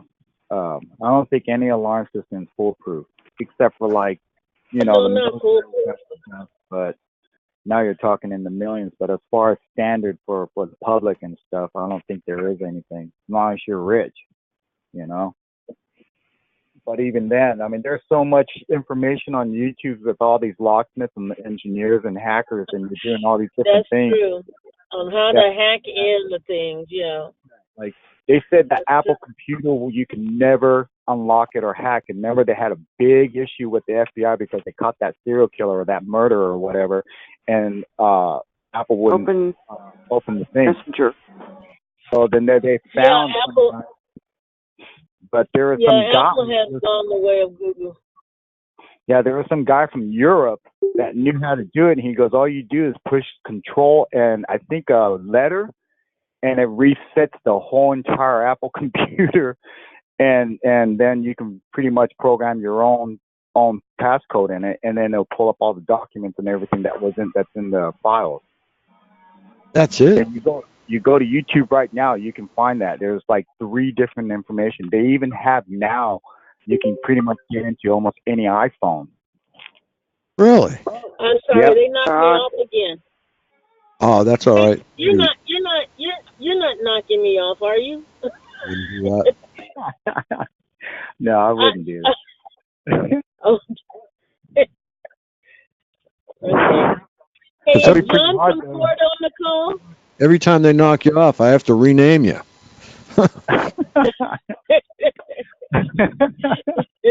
Now you're Gail again. Is John from Florida on the call? I don't see him. Okay. John, you on the callers list? John, me? No. John from Florida. No, I don't see him. Okay. I am in St. Louis, Missouri, period. In Dextown. I'm all the way up. I'm all the way over here in California, Orange County. Hey, Frank, this is crazy. This morning, it was about 4:10, and my alarm went off, and I'm parked over here off the PCH and Warner in a secluded spot where you'd actually have to come look for me in order to find where I park. And this car pulled up and left this motor on, right? And I don't know why, but I just had this eerie feeling. So I'm like, you know what? If I had this eerie feeling, I know this is usually me. So I got out of my car, my van, the back way, so that nobody can see me in the front, parked in front of me. And I went around and took 4 pictures and surprised the shit out of whoever was in that car. The reason why I took a picture of that car, because it had a paper on the license plate, not a regular license plate. It was a paper in a plastic with numbers on it. So I was like, you know what? And the windows are tinted black. And I'm like, I'm just going to take a picture. I don't care if this guy gets mad. He can call the cops, whatever. You know? He's a perp. So I took the pictures, and then I went down and I waited for the beach to open, and I went surfing for like 2 hours, and I came back, and I had that on my mind. I'm going to go get this picture put on a piece of photo. When I went through my iPhone, I can't find it. And I do that to my phone. I don't know. The one thing is my van, I drilled certain holes and bolted certain parts where you can't see it. You have to look. You cannot open the 2 front doors or the slider or the back because I have a padlock that is kind of hard to pick. It's pickable, but and like out of 8 of my surfer friends, 2 of them stayed out and they're just kind of hanging out, and they're and you know, we sit at lounge and everything right next to the car where the boardwalk is, and they were sitting there. And I asked them, I didn't see anybody sneaking around the car. No, I was walking the dog around. The dog would have heard something and ran over and probably barked at him, which is true. You know, so I was here. I was just blown away. I was like, wow, dude, I totally had these 4 pictures, and now it's not even in my phone. And I have an iPhone 6 Plus. Yeah, that's the craziest thing I've experienced with these phones so far. Yeah, Apple, I've had such good luck with them. I just buy it. Although I will say this last one, the iPhone 7 that I had, it dropped all the contacts. Wow. Not the numbers. I still had all the numbers, but it dropped all the names. So that was a pain in the butt. You know? Yeah, that's crazy, man. So you think these folks, instead of hacking into it, since they got this neural monitoring system and this mind control thing, you think they can go to the company and turn on their machine from a van and then hook a frequency onto the engineers to find out what the passcodes are so they can backdoor it without being detected? Well, Google has several patents for remote neural monitoring. And something about brainwave something. I have the patents from Google. So Google's a part of our targeting, and that's why they block us on the web when we have important information, or put us on the back shelf where nobody can access us when we upload information. That's helpful. So their New World Order, and they're out to, they're helping the CIA. I know everything you do in Google goes to the CIA, which goes to the fusion center. So.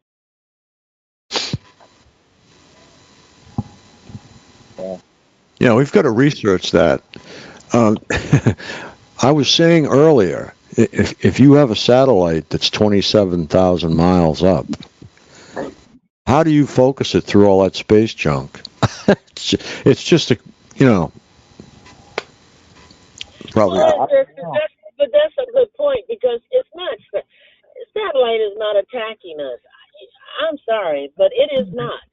I can't be politically correct. This is your neighbors, your strangers on the street that are given the radio frequency transmission equipment, even the application WhatsApp of Google into their telephone. Okay, let me ask you a question, Gail. When you cruise from state to state at 85 miles an hour and there's nobody around and it's 2 o'clock in the morning, who is it? It's the radio frequency at the top of every cell phone tower. You get about a mile or two close to them, they can zap you. The government owns the very top of every cell phone tower, and they constantly, with nonstop, are emitting radio frequencies from the top of those towers. Can you get me a source on that? Sure. I'll find it. And when I was going to Branson, Missouri from Chicago, I had a rent-a-car, and the rent-a-cars are just laced with the tags and particle material everywhere. So, by the way, you rent a car, they know everywhere you're at 24/7, 365 with that car. So if you break your contract, they're gonna know, and you won't be able to deny it. But Okay. when I was coming back up, I was getting zapped when I got close to every cell phone tower. I was getting zapped. Okay, I got one. I met a guy. He gets 2K. Not bad. But the way they do it is they whisper it like if it's his guardian angel. So he just kind of goes with it, He went to Egypt, and he said that he went to a part of Egypt where you had to either take a camel or a car, and there was nothing around, no cell phones, no nothing work. Only thing that would work is a satellite or a CB, a certain type of CB radio. How do you explain that? But do they have electricity? He said the only thing that he had was a CB radio. They had a satellite phone, and they also had their cars because it was like a tour type of thing, and they camped out in the desert for 2 weeks. And I go, was there any cell phone towers or anything? He goes, no. The guy himself told me that there was no cell phone tower, that they would probably have to drive at least 600 miles back. Okay, I have a couple of questions, because the radio frequencies interrogators can be wired into the car's battery system, And if there's electricity, they can use the radio frequency interrogators, just, plugging it into electricity. And because I've gone to campsites where they have no Wi-Fi or nothing, but they had electricity, and I was getting zapped from the nearby trailer. So if there's electricity or a battery, they can still send the radio frequencies to zap you. What it looks like. You're right. That's one type of technique that they can do. But, for the way he described it, it's satellite. And if you do read up about satellite technology, and then also think about the different type of, listen to a lot of the different callers that have traveled, a lot of TIs that travel that do get B2K, they don't get stopped.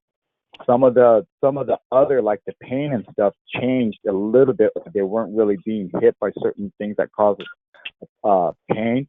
But see, first of all, their vehicles have been fully laden with the radio frequency technology, and they don't know the technology, so they don't try to remove it or anything. So as soon as any kind of frequencies from any device is sent to them, they're gonna feel it. And by personal experience, I had a guy sitting next behind me in a church meeting. I'm watching him on his cell phone, and he accesses the WhatsApp. Immediately, I feel the frequency in my body, and then whatever he did on his cell phone, it caused the ringing to start really loud in my ear. And then that's when I turned my whole body towards him, and he stopped, and the ringing stopped. You got to remember too, the V2K technology is so advanced. There's a lot of callers, a lot of TIs too that explain that they don't hear it in the side of their head. They hear it always like it seems like it's coming out of a wall mat, so they can position this thing in different directions and angles. They hear it coming out of the wall. If they're hearing it coming out of the wall, that's a radio frequency tag of particle material. Because when they send frequencies into a dwelling that has this technology, it's like turning on a radio, but it's a two-way radio. So if they make any noise, talking, walking, or anything, you're going to hear them. That's how they're able to eavesdrop on you. But they sit very silent while they're listening to you in your home and while they're tracking you from room to room. Okay, so we talked about four different techniques right now. Here's another one. Okay, this is what I tested. I know how to scuba dive, and I had nothing around me. Catalina is 25 miles offshore.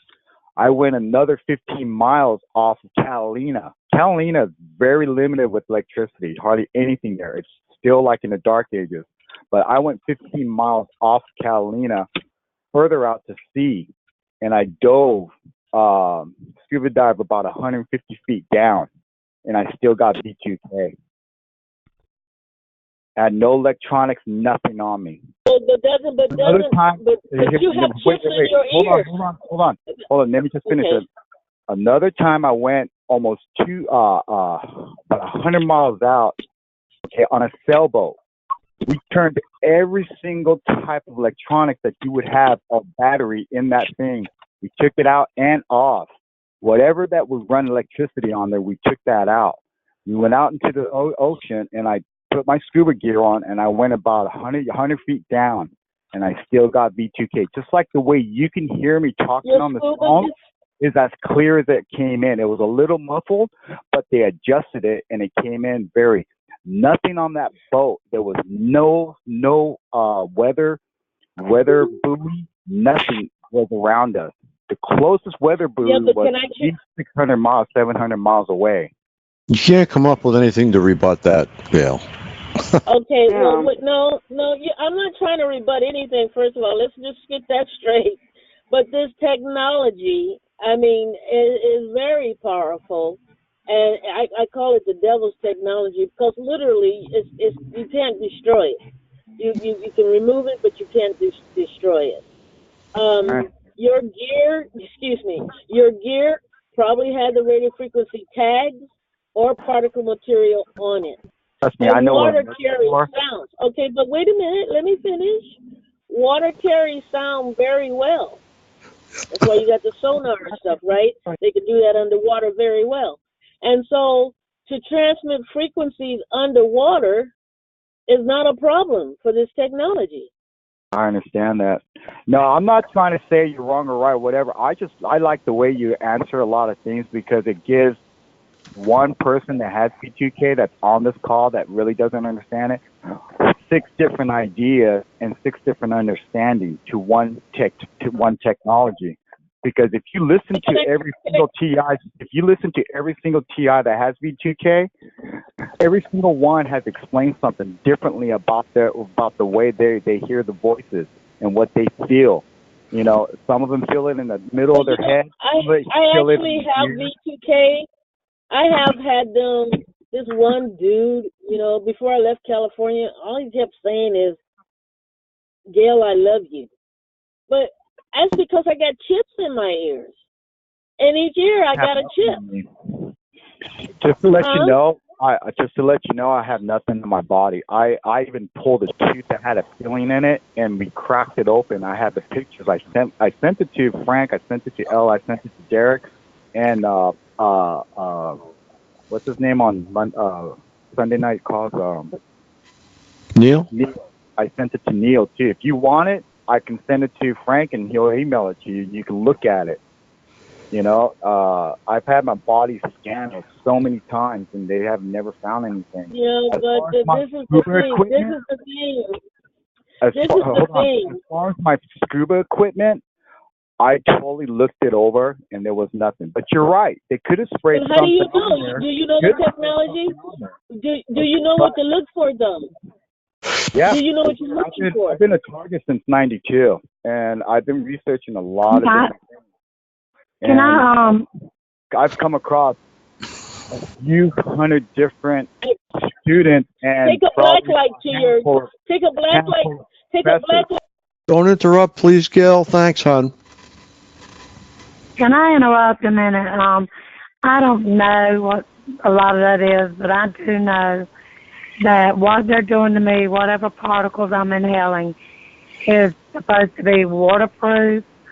They go through my water system, under my trailer, my water lines, and they have to keep my trailer wet, moist. We've actually got rotten joists or whatever you call the joists under the trailer. When it rains, I'm worse. I don't know what it is. It's some kind of a particle. But they say it is waterproof, that you can't wipe it off. I don't know if that's true, if that would have anything to do with the scuba diving equipment or what, but I myself taste something all the time, and it's like a sulfur taste. When I cough, it's yellow. The stuff that comes up, I have literally found stuff on the ground, and it is yellow. I have seen some white stuff under my trailer and on some of my boards around my bathtub. But I have heard that it was waterproof and that's some kind of a particle that they can use. But like I said, I don't know the name of it or what it is. I don't know. Go ahead. Hold on. Gail, hey, thanks. It was nice talking to you, and it was very refreshing that you had 4 or 5 different ways of explaining for different types of ways they do use of V2K on us. As far as this lady, what's your name? I'm not sure exactly. I don't like. You mean that you're being attacked when the ground, when it gets wetter, they attack you even worse and it hurts more, or you're talking about something else? I actually inhale the stuff more and more, and it's on my skin. It can cause more itching. And I really don't know what it is, but it is more of a, it gets so bad I actually get sick and throw my guts from it. Now what it's doing to me, I have no idea. That's one thing that they done from the very first, and they haven't quit. It's some kind of a particle, and I've tried. My husband even ordered me a gas mask, and it didn't stop the particles. So I don't know what they are, but I did hear that they were waterproof. It, you know, I don't know if that, like I said, if that would have had something to do, they could put that on their scuba diving or whatever. I do have the, like I said, the itching, the shocks, but I don't have the V2K. But now I do have where my hairs burn like fire, and I have a ringing in the hairs, some kind of a noise in my hair all the time. That's the microwave airwaves, that ringing noise. What's your name? My name is Johnny. I'm from Orange County, California, from Huntington Beach area. Hi, Johnny. Johnny, I think if you look for the patent that talks about all the different applications they are using this radio frequency technology on, it will tell you, from your carton box to your nails in a crate. And so if you don't know what all the different ways they are using this technology in our system today, in our world today, in our society, you could stand where you would think nothing should bother you, but because you don't know all the different things they're using this stuff on, you can't figure it out. But there is patents that will explain all the different ways they're using this stuff now, thanks to CIA, aka Homeland Security, in the name of fighting terrorism, which there never were any terrorists. So there you go. It's being used for what it's always meant to use for. I think a really good point, and if Frank, if I may say that it crosses my mind that this is happening to so many people.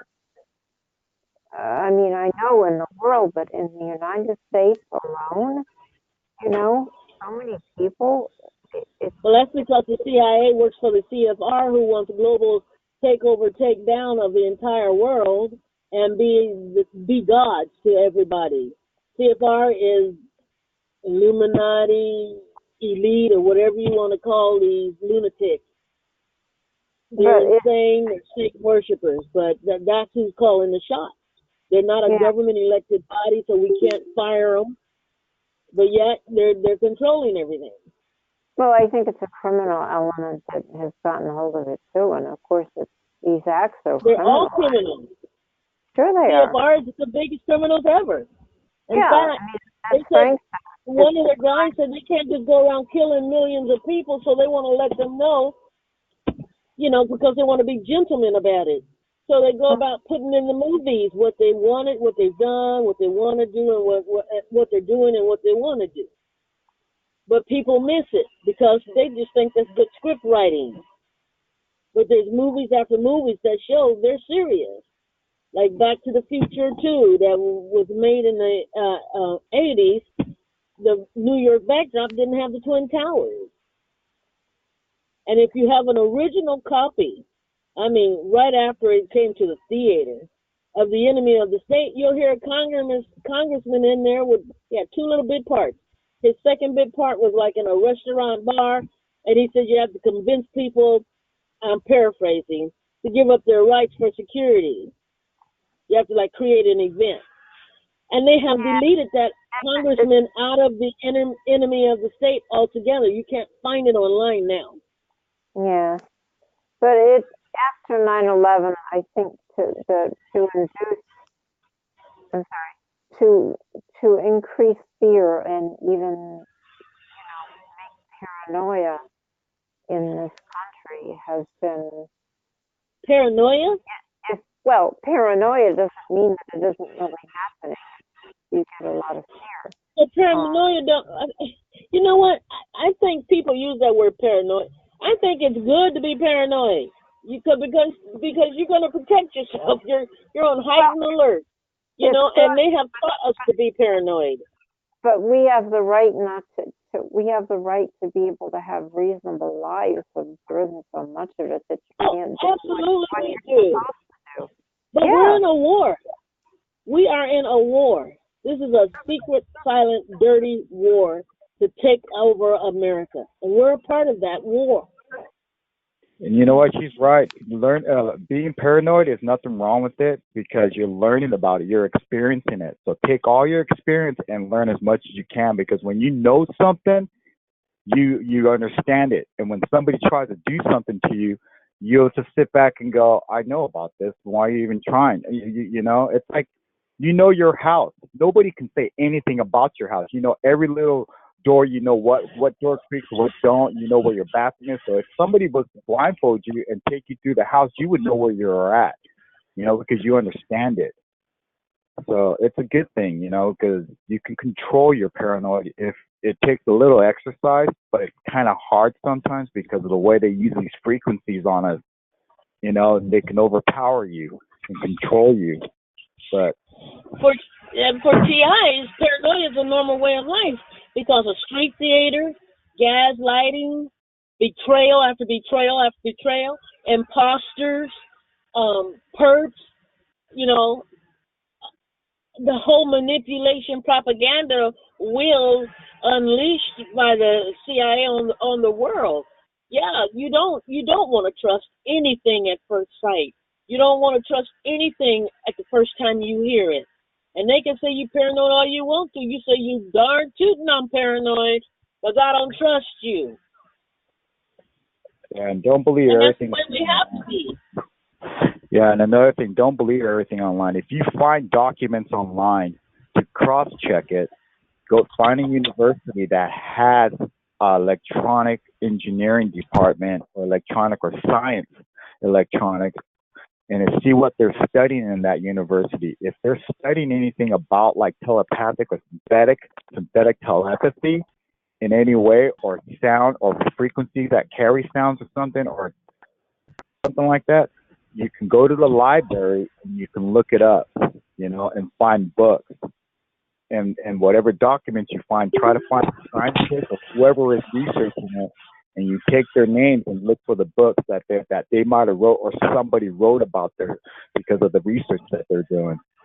And that way, you know whatever documents you find offline if it's true or if it's just been or it's just been rearranged and it's just disinformation, you know, because there's a lot of information out here online, and a lot of it is BS.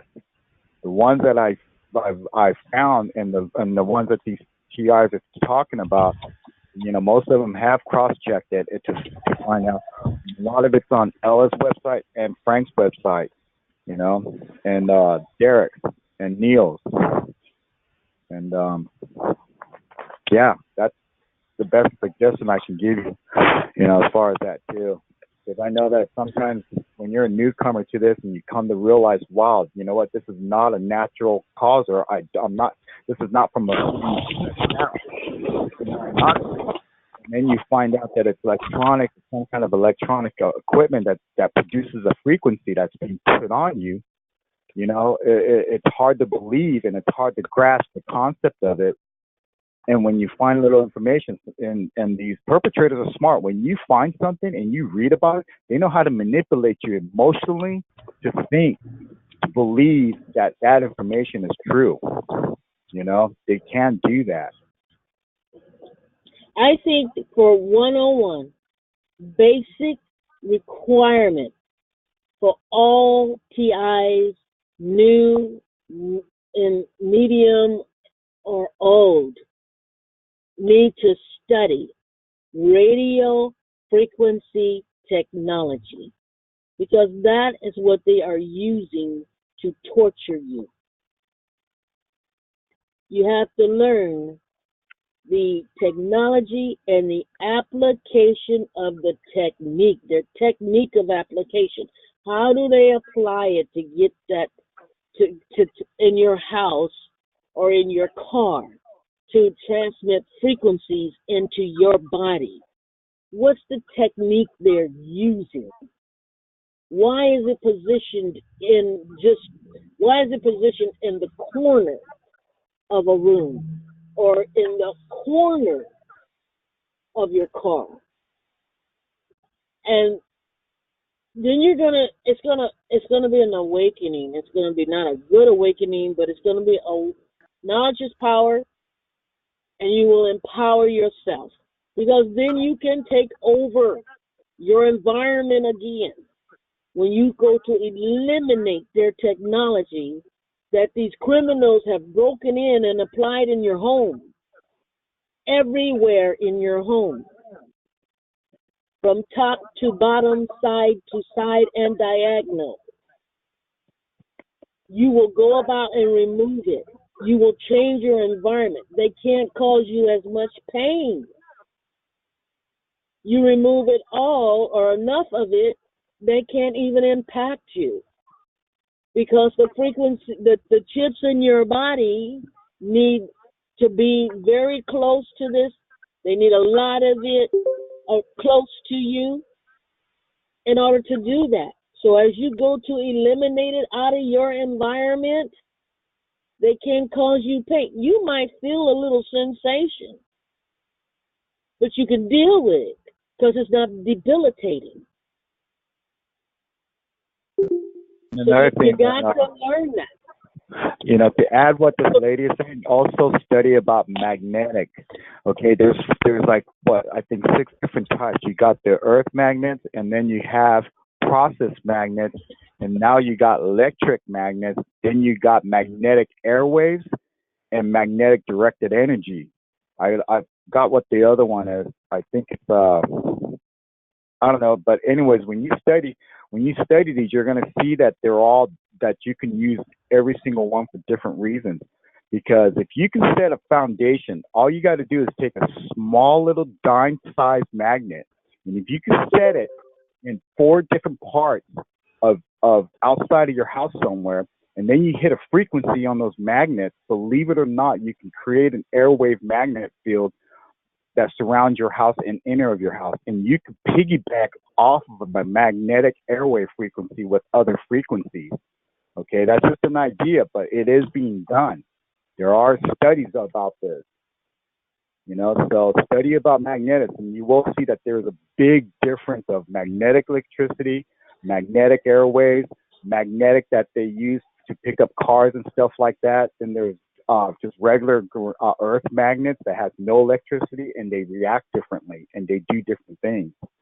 Hey, John. You were 100 feet down, John? Huh? You were about 100 feet down when you dove?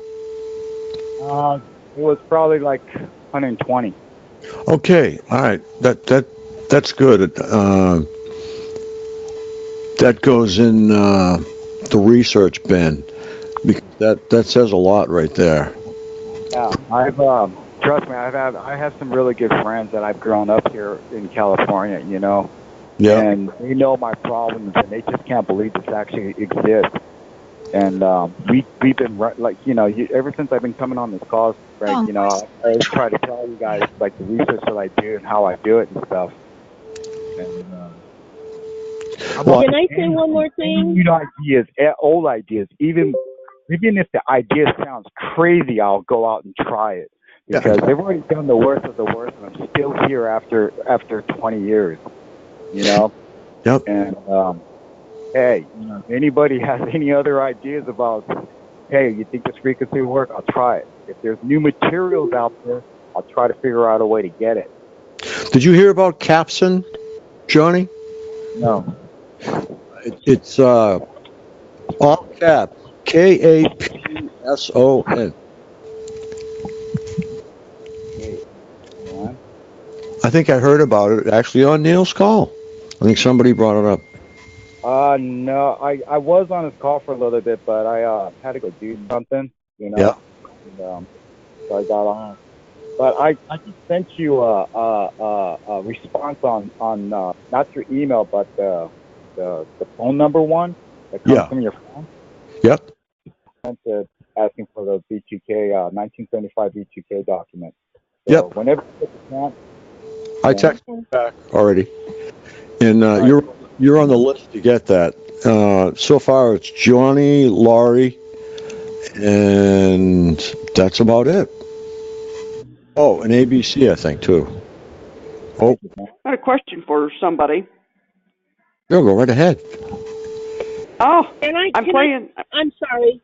Off of Johnny's thought, I just wanted to finish something. When they're shooting the radio frequencies from all different directions that come diagonal into your home, that is creating an electromagnetic field.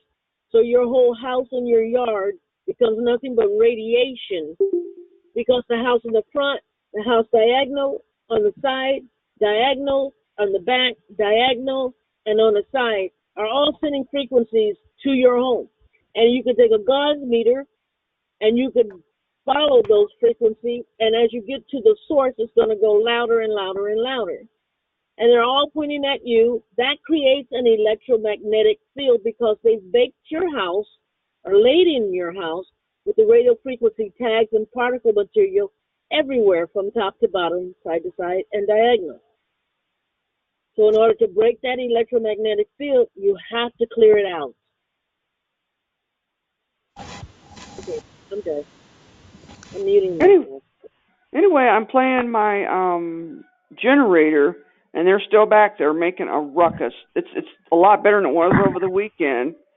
I hear some thumps, like somebody's pounding a wall or a desk, like they're frustrated, if that makes any sense. You think it's working? Or am I crazy? Could be. Yeah, I'd Which have. one? You know what you should do? You should make. What would you call it? If you can send me a tape, that's 24 hours long, I'd appreciate it. Can you do that? I can try. So you'll, like, on something that's analog or something digital, you think would do better? Well, you're not going to be able to do it analog, I don't believe. So you're going to have to send it digital.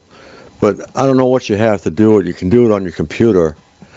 I'm just trying to get some feel for what's going on there. I'm looking for a control, some kind of control numbers to work with. Because for the last several hours, they've turned the volume down, but from Friday to Sunday, see, they know I hate weekends and holidays, and so they just crank it up. I mean, they were going just absolutely berserk up until maybe about several hours ago, and then they finally let me get some kind of sleep. Oh, good grief. So I've been trying everybody's suggestions, like playing music in another language. Which language seems to agitate them the most? Get that machine shut off, or at least give me some peace. Try this. You can try Spanish if you want, but I tell you what I do. There's a podcast. It's called The News in Slow French. Okay. Try that. It drives them nuts. There's episode after episode after episode. They hate it. I wonder why. Just so the French or them speaking it slow, that kind of aggravates their whatever they're using? Well, their computer program is designed with linguistics in the background. And I think if you play that enough, the computer starts to think that you speak French and is IDing you as a person. Cool. That's just a theory. I could be wrong with that, but they positively hate it. I'm going to try that. This tone, it must be doing something because they're thumping. Although, I don't know. I kind of have my own theory about what's really going on. It seems like it might be a copycat crime where they're trying to tell me I've got V2K, but, I mean, there's all kinds of sound systems around there, and I think they've got some kind of a set of speakers behind this wall and the one in the bathroom, and they're Bluetoothing them or doing something. Not that I know too much about that kind of stuff. Yeah, well, I know one thing. They hate Dave Case's CD, and they hate the news in slow French, and they don't like A440 because it penetrates every corner of the room, which is what they're trying to do. So just mess around, play with stuff. It's like Johnny says, if somebody mentions something, even if it's something really stupid, he'll try it, and we do the same thing. And the idea is to get to the bottom of it. Maybe it's a combination of two things, like Richard Peel, the UK, said, take one of those tone generators and record a tone and then record another tone, like either an octave or I'd try it in Discourse and try a half step up.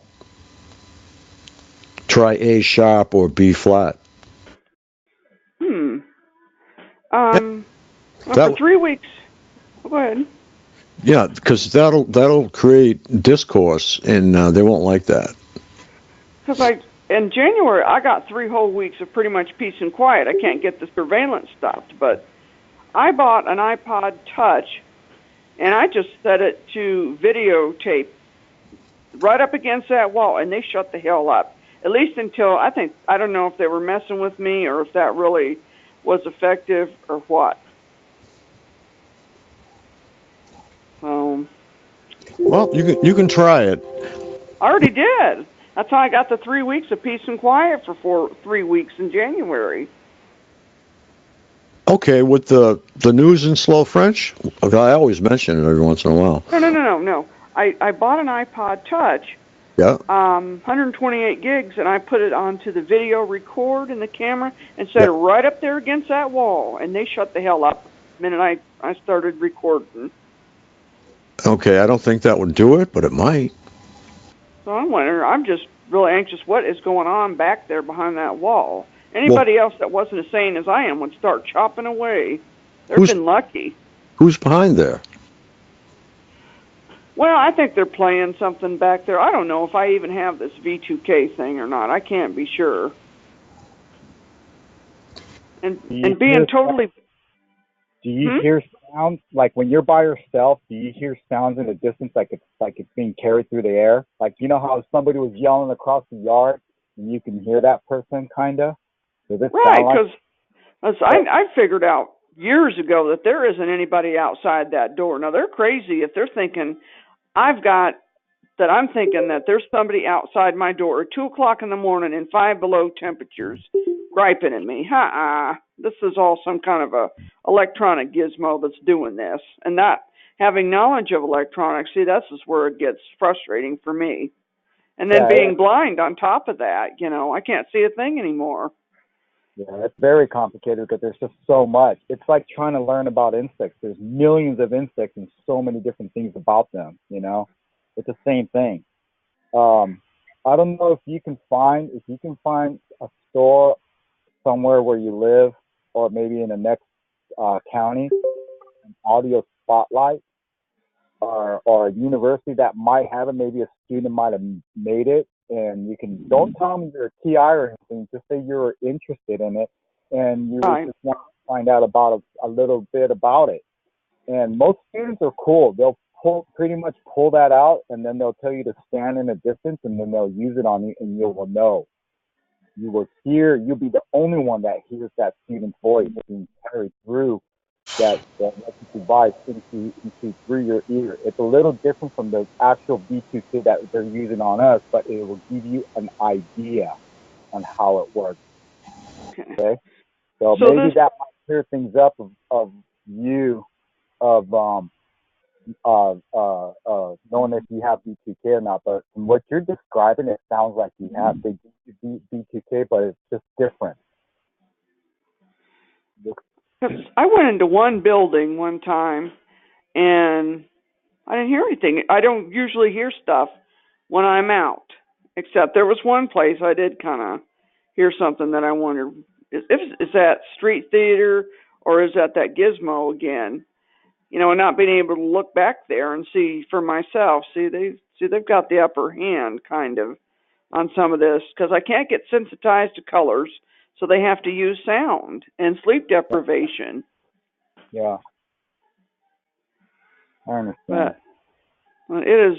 That's something else I'd like to know. When I move, how do they hurry up and pack their equipment up and get it started playing that garbage again the minute I get to my new place? So I'm wondering if that's a variant of V2K of this remote monitoring stuff. Mhm. I Yeah. I'm pretty sure everything's probably like like the what do you call it, band equipment with guitar. I'm pretty sure everything's already set up, so they can just pack it up and leave whenever you do. As far as where you go, you said it, neural monitoring, and I'm not sure what the other, but they can use the satellite, they can use the ground antenna too, and then you got your stupid stalkers that come around and watch what you're doing too. Pretty much the stalkers to me is just a front, so that way it draws all the attention towards them to hide what the perpetrator they're doing to you through the frequency. That's the way I look. I don't know. You know, Well, and the other day they were griping about me not running lights in here if I can't see anything. So maybe it's, I don't know. Maybe they want me to run lights. Once you say it out loud when you're in the dark, like right now, just go, hey, now I'm looking at you. You can't see me, but I can see you. Yeah. Well, see, the noises got worse when I found out one of my possible perps is because I couldn't figure out. Now, she can't be here and back home in Indiana at the same time where I'm originally from. And I just knew this whole thing from day one was a lot of electronic-y stuff. There isn't anybody really behind that wall or under my kitchen sink. And they're mad as hell that I won't go tell some doctor that, hey, doc, what's up? I got people talking to me from under my sink. Yeah, it's not to credit you first before they do other things. That's what they do to all of us. They do all these different things, and the techniques that they do is the way that you're going to describe it, and it's going to sound like if it's a health issue or a mental issue. Okay, we have a caller who'd like to speak. Yeah. I have a question. I was wondering, how much money are they making off of doing this to us? We don't know. How much money is involved? I don't know. We don't. From probably $20 all the way up to a few $1,000s, just depending on who you are and what you're doing, what type of assignment they assigned you to. Why is it worse? Why is it worse sometimes versus others? I have no idea. There's a video of a guy that got caught in Walmart, and he explained it on YouTube that he gets paid about $2,500 to $3,500 a month going around talking to people. Okay, so if we start responding better over time, is that when they tend to leave you alone, or I don't know. I was just wondering. I mean, it's happened. I don't know exactly when it started, but I think it. They aren't never going to leave you alone until we cut the head off of this thing. Because we are the current soldiers in this war. It's up to us to fight. Right, but it used to be a lot worse for me, and I was just wondering why now it doesn't seem quite as bad. I'm not complaining. I'm not complaining at all. I still hear voice to skull and other little things I'm gonna tell you, my personal opinion is because President Trump is in office. It's because they probably may be tired, maybe you moved, or maybe because you're not responsive to this and they're not getting a kick out of it. So they're probably bored. Maybe they moved on. I don't really? know. You can bore them because you're not entertaining enough once you figure it out and you stop responding to it all? Maybe because when they're using that you're not reacting to it the way they want you to. It could be, if there's a number of, mine has nothing to do with the president, period, as far as I'm concerned. So it could be a number of reasons. Maybe because gene that they're trying to figure out and it's not affecting you like it does with other people. Okay. Like I said, I'm not complaining. I just know, the whole program is meant to make you go crazy, which I already did do that.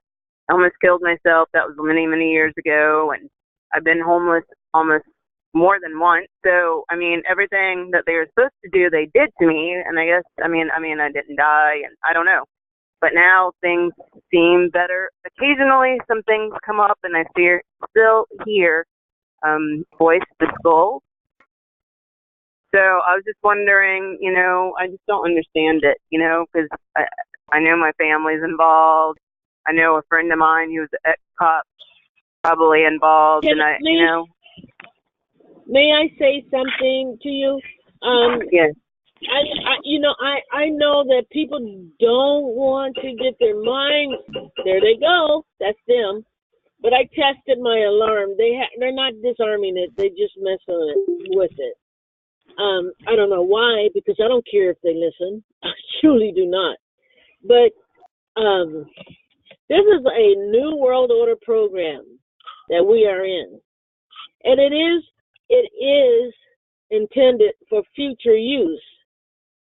The New World Order wants to depopulate this planet. Those guide stones are real.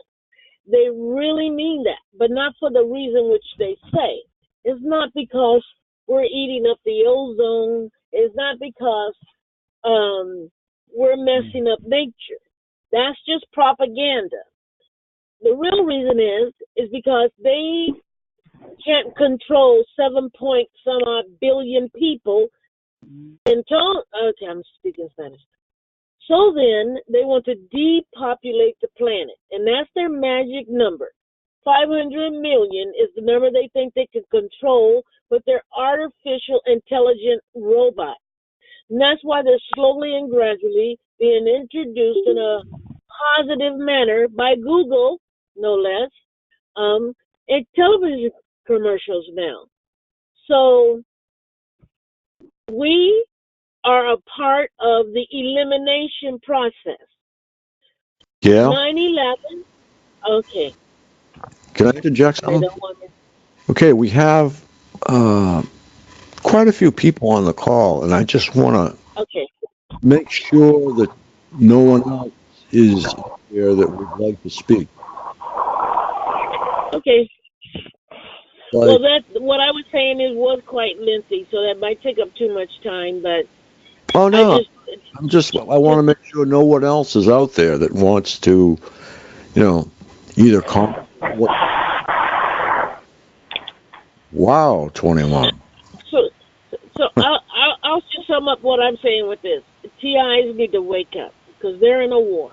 Nobody's going to let you out this program. This is not temporary.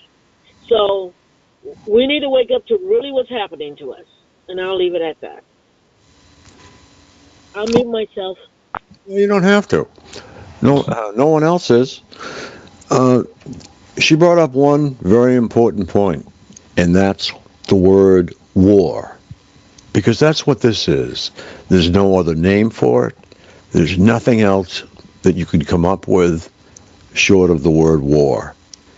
And once the rest of the U.S. and the world see this, there is going to be everything short of nuclear war, I swear, because or civil war at least. We don't need any nukes flying around. But there'll be civil war in this country because everyone is going to flip. There's going to be probably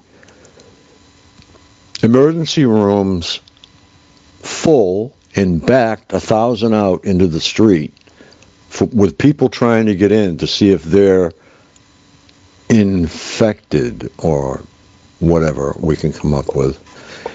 And it's going to be really pandemonium on the field, you know. But that I can see coming around the corner. And we don't need people that they just don't want to believe it. And they're in denial, because I happen to know a couple of family members. They're in denial because my eldest brother worked for General Electric behind locked doors, working on the Polaris missile way back when. So he knows what's going on, and there's no way he can get out of it. And I sent him an email, and he sent me one back that said, "What the hell would they want with you?" You know? So it's like, hello. I don't know. People just don't get it. But everyone I noticed that's involved with this program has someone in the family who is, I don't know, either in high places or low places. Like there's a real good guy from California. He thinks that he's got pretty good knowledge that the Crips and the Bloods are after him. So, you know, that's not good. But there are so many people. Does anybody have any comments like to add? Johnny, or let me see, who have we got? We got Lorraine that's been hiding all night. Scott's been hiding all night. I agree with you. I think of the same thing. What do they want with me? You know, it's like I have nothing. I don't even have. Hi, Frank. I don't even have a life insurance. You know. Yeah. That's okay. They took one out on you already. Yeah. I know. But I'm just saying. You know, I don't get it. It's like there's people that have way smarter, way more talent than I have. You know, and I just can't figure it out. It's like all I can think of, hey, this is a new type of technology of using frequencies on a person, and they're just experimenting on them. And they're bringing up my past to make me think that I did something wrong, and that's why I'm being attacked, which is bullshit. I just know that that's a cover. That's my opinion and my experience. I know I'm being used as an experiment because, I don't know. Hi, we have a prayer coming out from the chat. Actually from the attendee list, but the request came from the chat, so I'd love to hear it.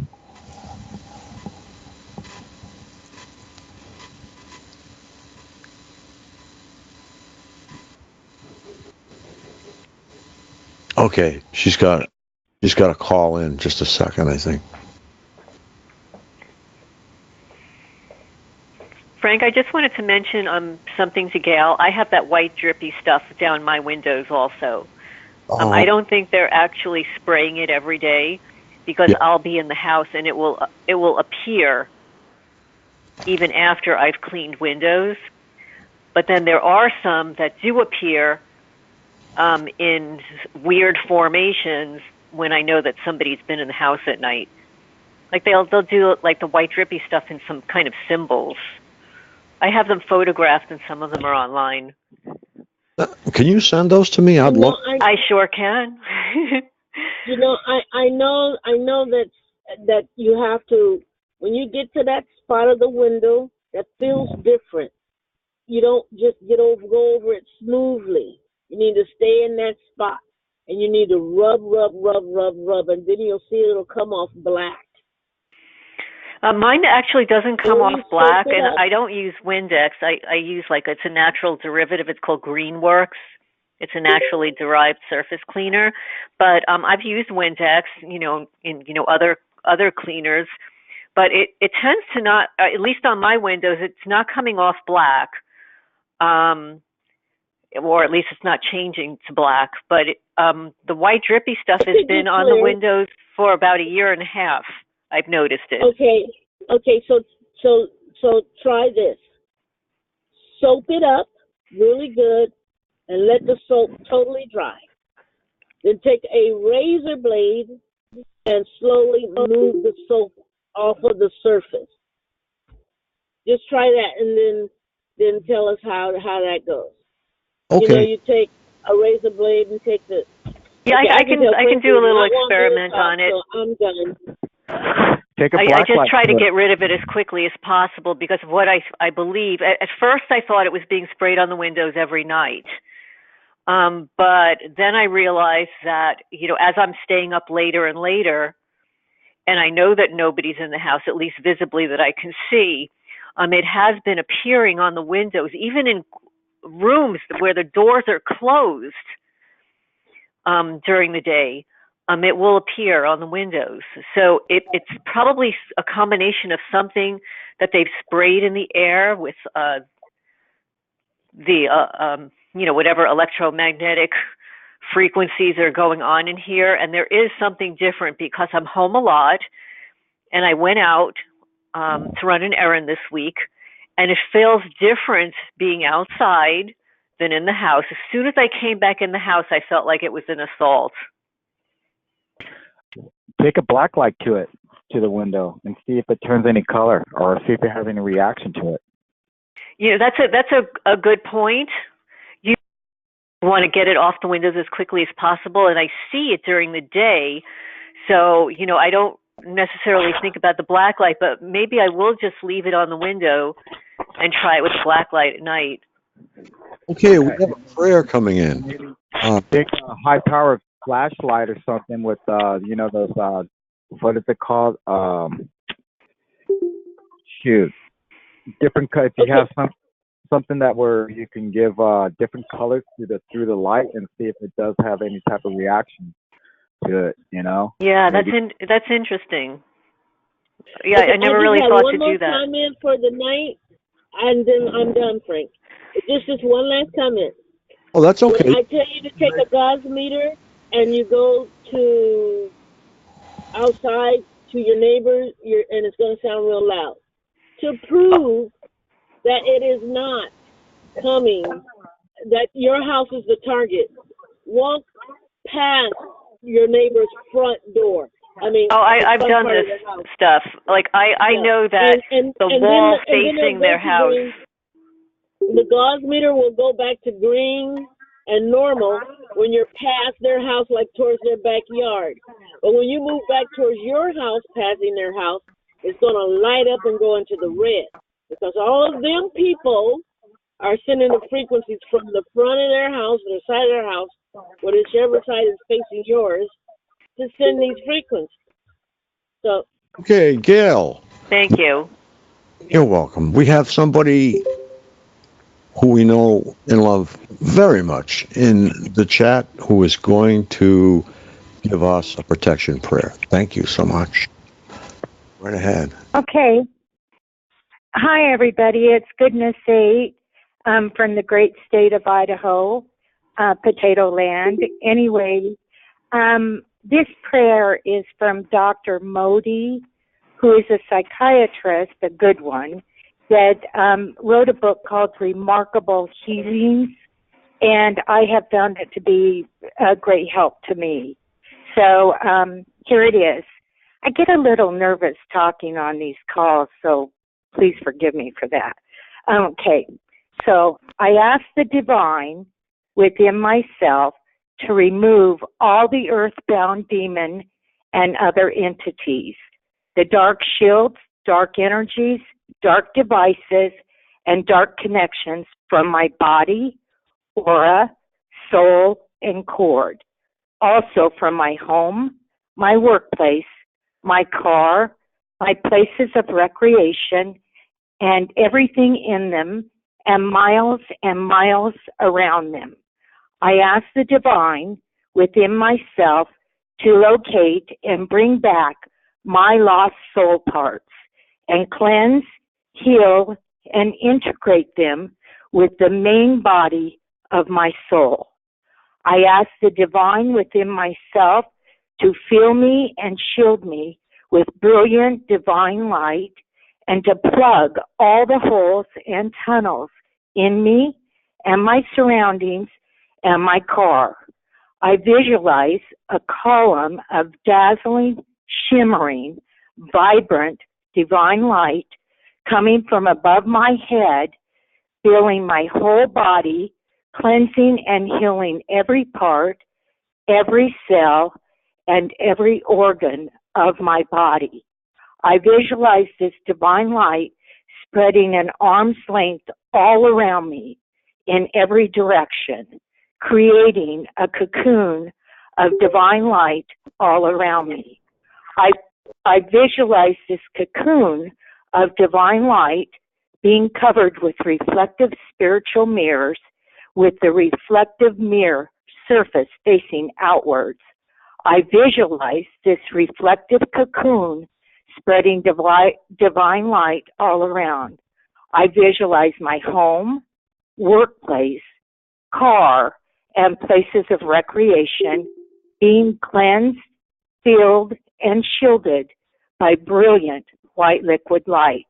I ask the divine within myself to stay on guard around me and my surroundings as long as my soul exists.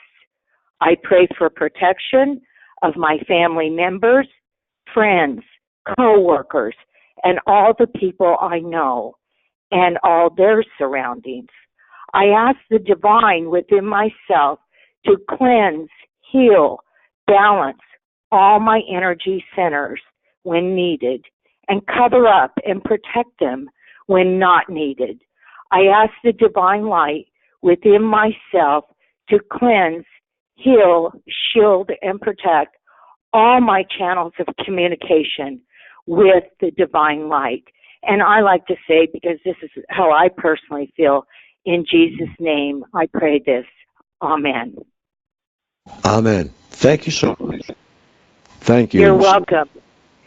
You know, anytime I get on these calls, and especially with this prayer, when I say it out loud in my own home, it's very interesting because they try to stop me from saying this prayer. It's like, I also got that book, Remarkable Healings, by the same author.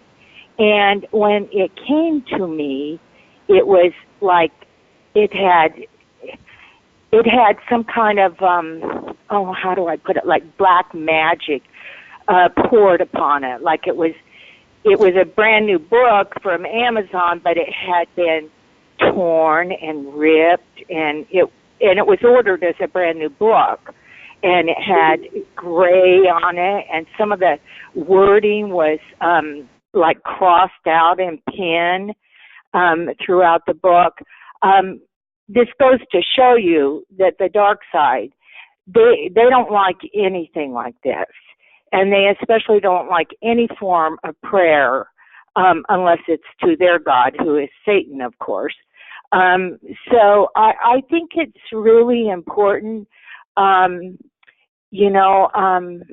to, on the calls, if maybe one person could, say something nice like that. Like when Millicent Black is on, I mean, God, she's so beautiful and so connected to God.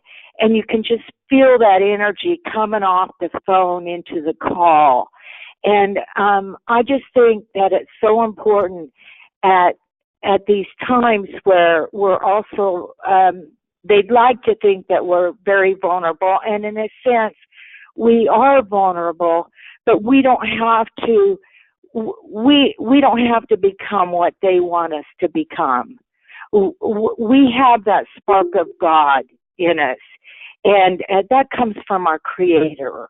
And we don't have to succumb to what their wishes are. And it doesn't have to be an earth like they want it to be. It really doesn't. And it is becoming so they are revealed because there is a God, and he isn't liking what's happening to his people.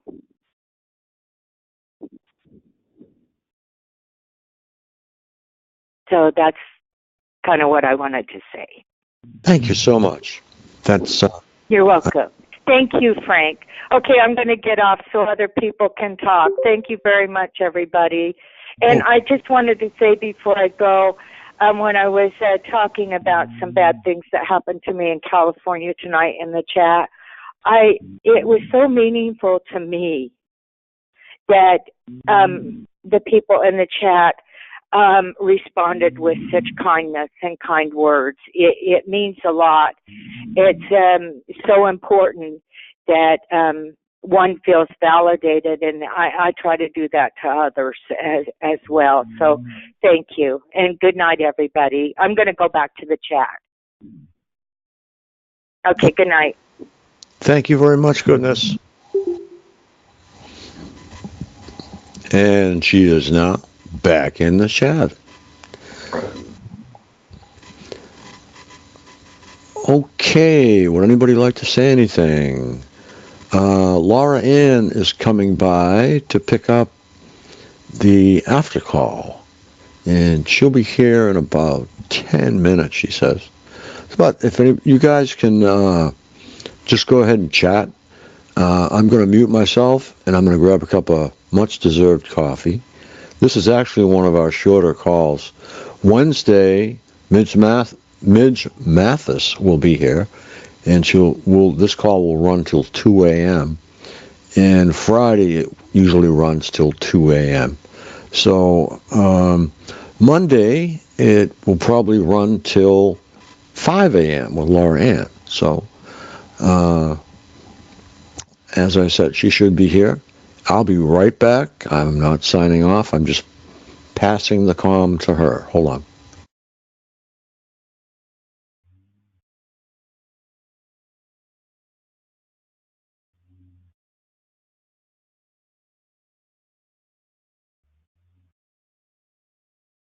Hello? Who's left in here? I'm here. Hi, are you new? I'm Ann from St. Louis. Oh, hi.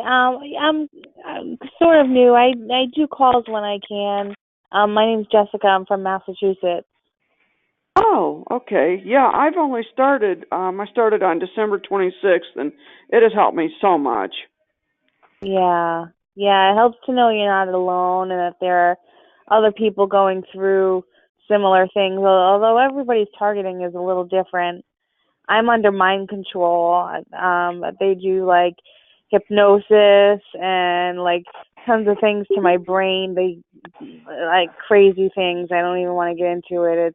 It sounds like science fiction, but the stuff that they do to me is unreal. But I've been going through this for about 3.5 years. I'm just curious to know, why sometimes they decide to give me a break and other times they just are just relentless. Yeah, I was Not that gonna I'm complaining. chime in. Yeah, when you said that before, I don't know about yours, but mine goes through phases. Like they can hit you at times like so heavy, like sometimes I like not even able to make a call. But and then other times they let you breathe a little bit and they back off. I don't know if that's true for everybody, but in my experience, it goes through phases. In this 3.5 years, it changes from every couple months at a time for what they're doing. Mhm. Well, for me, since I'm blind, I mean there's a lot of stuff that they could not do to me because I can't see, because like the color sensitization and holding up weird signs, and I can't drive, of course, so they can't so it's a lot of audio. I've already had to sell one of my book reading type machines, which I'm really angry about, because they know I love to read and I'm really into my music, and they hate that. They want to take everything I really enjoy away from me, and I have to fight constantly for sleep. You just have no idea. Yeah. Oh, I'm sorry to hear that. It's awful. I get the voices too, the V2K. It's awful. They say the most horrible things, and it's nonstop. It's 24/7. It's nonstop. You can tune in at any time and hear a recording, or like they play it on a loop, like the same things over and over. It's awful. And I haven't slept, and I can't even tell you how long it's been. But I don't know, since this has happened, they not only do they keep me up, but even on the nights when they back off a little bit, I still can't sleep. It's just I don't know. There's so much juice in my brain or something like that. It won't shut off. So I tried. Yeah, go ahead. I just get so agitated from all the bullshit. And then that's how I can't get to sleep. And I am in constant pain from the fibromyalgia and stuff, which I'm wondering if that's even a correct diagnosis, because I was talking to some people here a few weeks ago, and they're thinking I had radio, microwave torture, because my hair was falling out, because this stuff has been going on with me since possibly before even 2000. And then in 2001, I started going to doctors about my constant pain. And then, boy, they really ratcheted it up. So, and then I thought, you can't get remission from fibromyalgia, not that I've ever heard of, because there was 4 months, the winter of 2006, I was 90% back to my old self. And starting to date again and feel really fantastic. And then, oh, Lord, after the 4 months was up, it was back to bother me. So, well, in that apartment I lived in, it was a Section 8 apartment. They can do some really interesting stuff in there to people, because they know you're just trapped. If you're on Section 8. It's not like you can, and I can't drive, so it's not like I can go sleep in my car or live in the car or something. And then when the apartment management changed hands, that's in 2007, later 2007, that's when things got really bad. And it culminated in me becoming homeless because of the damn noise campaign so much. And to get it stopped, I went to the emergency room. And they said, do you feel safe at home? And I said, no. So that's how I ended up in, they use this mental health clinic up there to take in the homeless. I think that's despicable. Just because somebody's homeless. Now, that's different if they actually have a real, honest-to-God, mental diagnosis. Yeah. So... yeah, that's a mental hospital or mental clinic is the first place they send you when you go into the ER or wherever, and you tell them, anything like this. I mean, it's just not, it's not wise. I have a therapist that I talk to, but she doesn't even know about this, because I don't want her to send me to a mental hospital. So I tell her, I mean, she just thinks that I hear voices, I'm afraid to tell her, because I'm afraid that she'll send me to another mental hospital. I've already been to a few different mental hospitals, and believe me, I feel bad for the people who really are mentally ill, because you don't get help in a mental hospital. They give you drugs, and they put the TV on, and you're there by yourself, like with the other people. But it's like, you're on your own as far as getting any counseling or anything like that. They don't do that. They give you drugs, and that's it. And they feed you. And they monopolize your time so much. I mean, it's a money pit. I mean, that's what a lot of this is a big money pit. And it's like, if you're in the hospital, then they want to see you 30 days after you've been discharged. So that's another bunch of money they make. And then if you're okay on that medicine, then they want to see you every 2 months for a while, depending on what's going on and the type of medicine it is. And then they might let you go every 6 months. So it's like, oh, jeez. So, of course, I didn't tell a soul, that I was hearing anything occult in my house, and they hate that. They thought, this blind woman's got insurance, Medicaid, Medicare, and we're going to milk it all we can, because you know about that scheme, don't you? What? Where people are placed in these hospitals, and when the insurance paperwork comes back and says, you've had this person there an awful long time. It's either shit or get off the pot, because we're cutting you off. And then that's when they come in your room and say, guess what? You're going home in the morning, or you're going home this afternoon. You're better. Get out.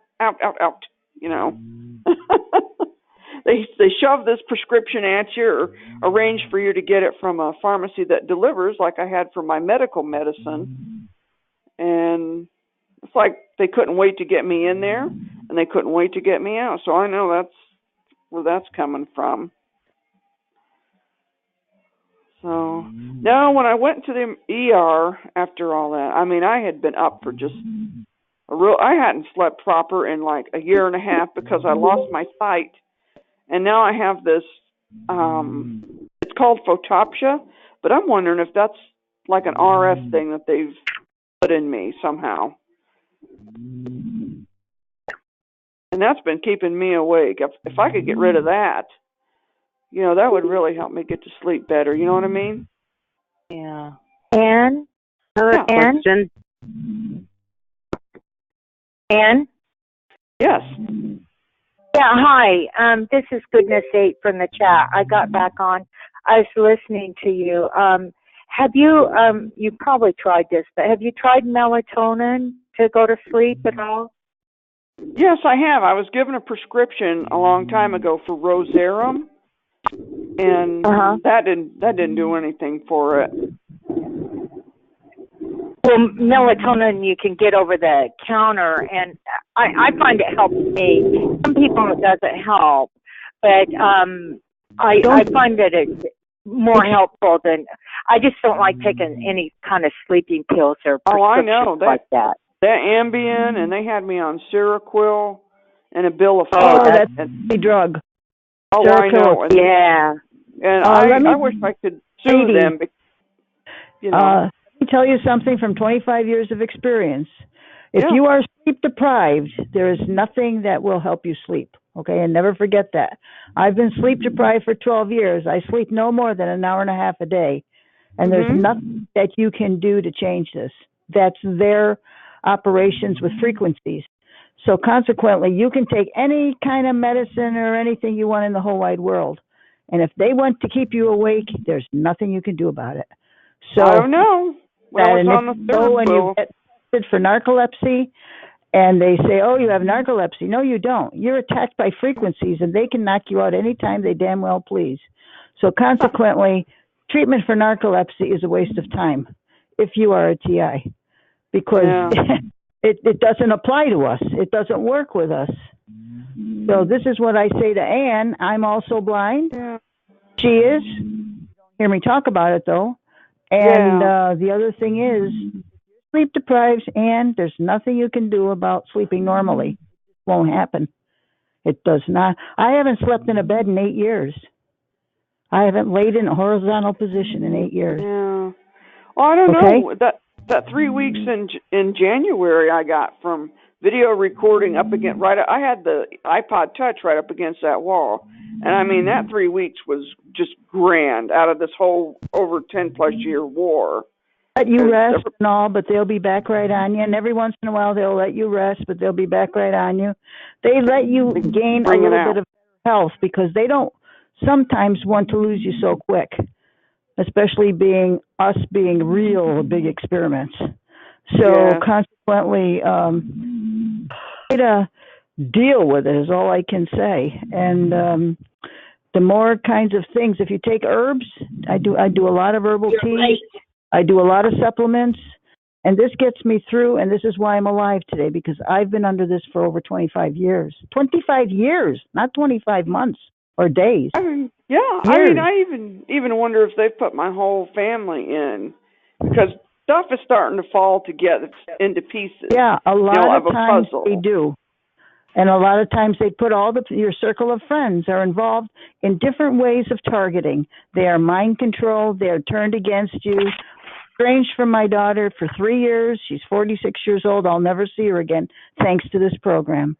Yeah. So what I'm telling you is that everything that we live is abnormal. Start with that premise. It really is. I mean, I can't even begin to think of even dating or going out. And it's not safe to go out as a blind person anyway around here, because they've had meetings about that. And I've talked to people from other states that are cane users and dog users alike. And they say it's not safe to travel like it used to be because the hybrid cars. I'm always... Oh, yeah. That's a lot of cars. I'm always with a friend that's perfectly sighted and drives. I go nowhere alone any longer. Luda? Nowhere. I just wanted to let you guys know that Laura Ann was supposed to come back here. I guess she's going to have her own call. And I can give you the numbers. It's 605. Oh, let me get a way to record because I'm interested in it. Because I can use all the help I can get. 605. Open rec up. 605 472 5439. Access code 664 149. Open voice memo. Thanks, Frank, and thanks. Okay. Yeah, Monday nights we usually end at 12 unless we don't have an after call, then we just let it run. Hey, Hi, so Frank. Frank, yeah. can you give that information one more time? Sure. But wait, Yeah. let me get LinkedIn, please. Okay, ready. 605 605 472 472 5439. 5439. And the access code is 664 149. 149. What's the time and date that it's Mrs. open? Lauren? It's Laura. She's on at 12. Laura. Yep. And you can go right over there from here. Laura. Yep. Okay. Frank, what's your favorite coffee? Let me see. Actually, I just like regular coffee with Splenda and that's it. I've been through all the bizarre coffees. Yeah. No, I love coffee. All different. Me too. All different types. What's that in the background? Oh, that must be her. Yeah, I hear some. Yeah, Oh, I hear I'm sorry. I'm going to get my radio or something. I'll get back up. All right, so we'll see you guys Wednesday night for Midge Mathis. Hey, have a good night. You too. Love you all. Yeah. Thanks for everything. Yes, ma'am. God bless to you all over the world.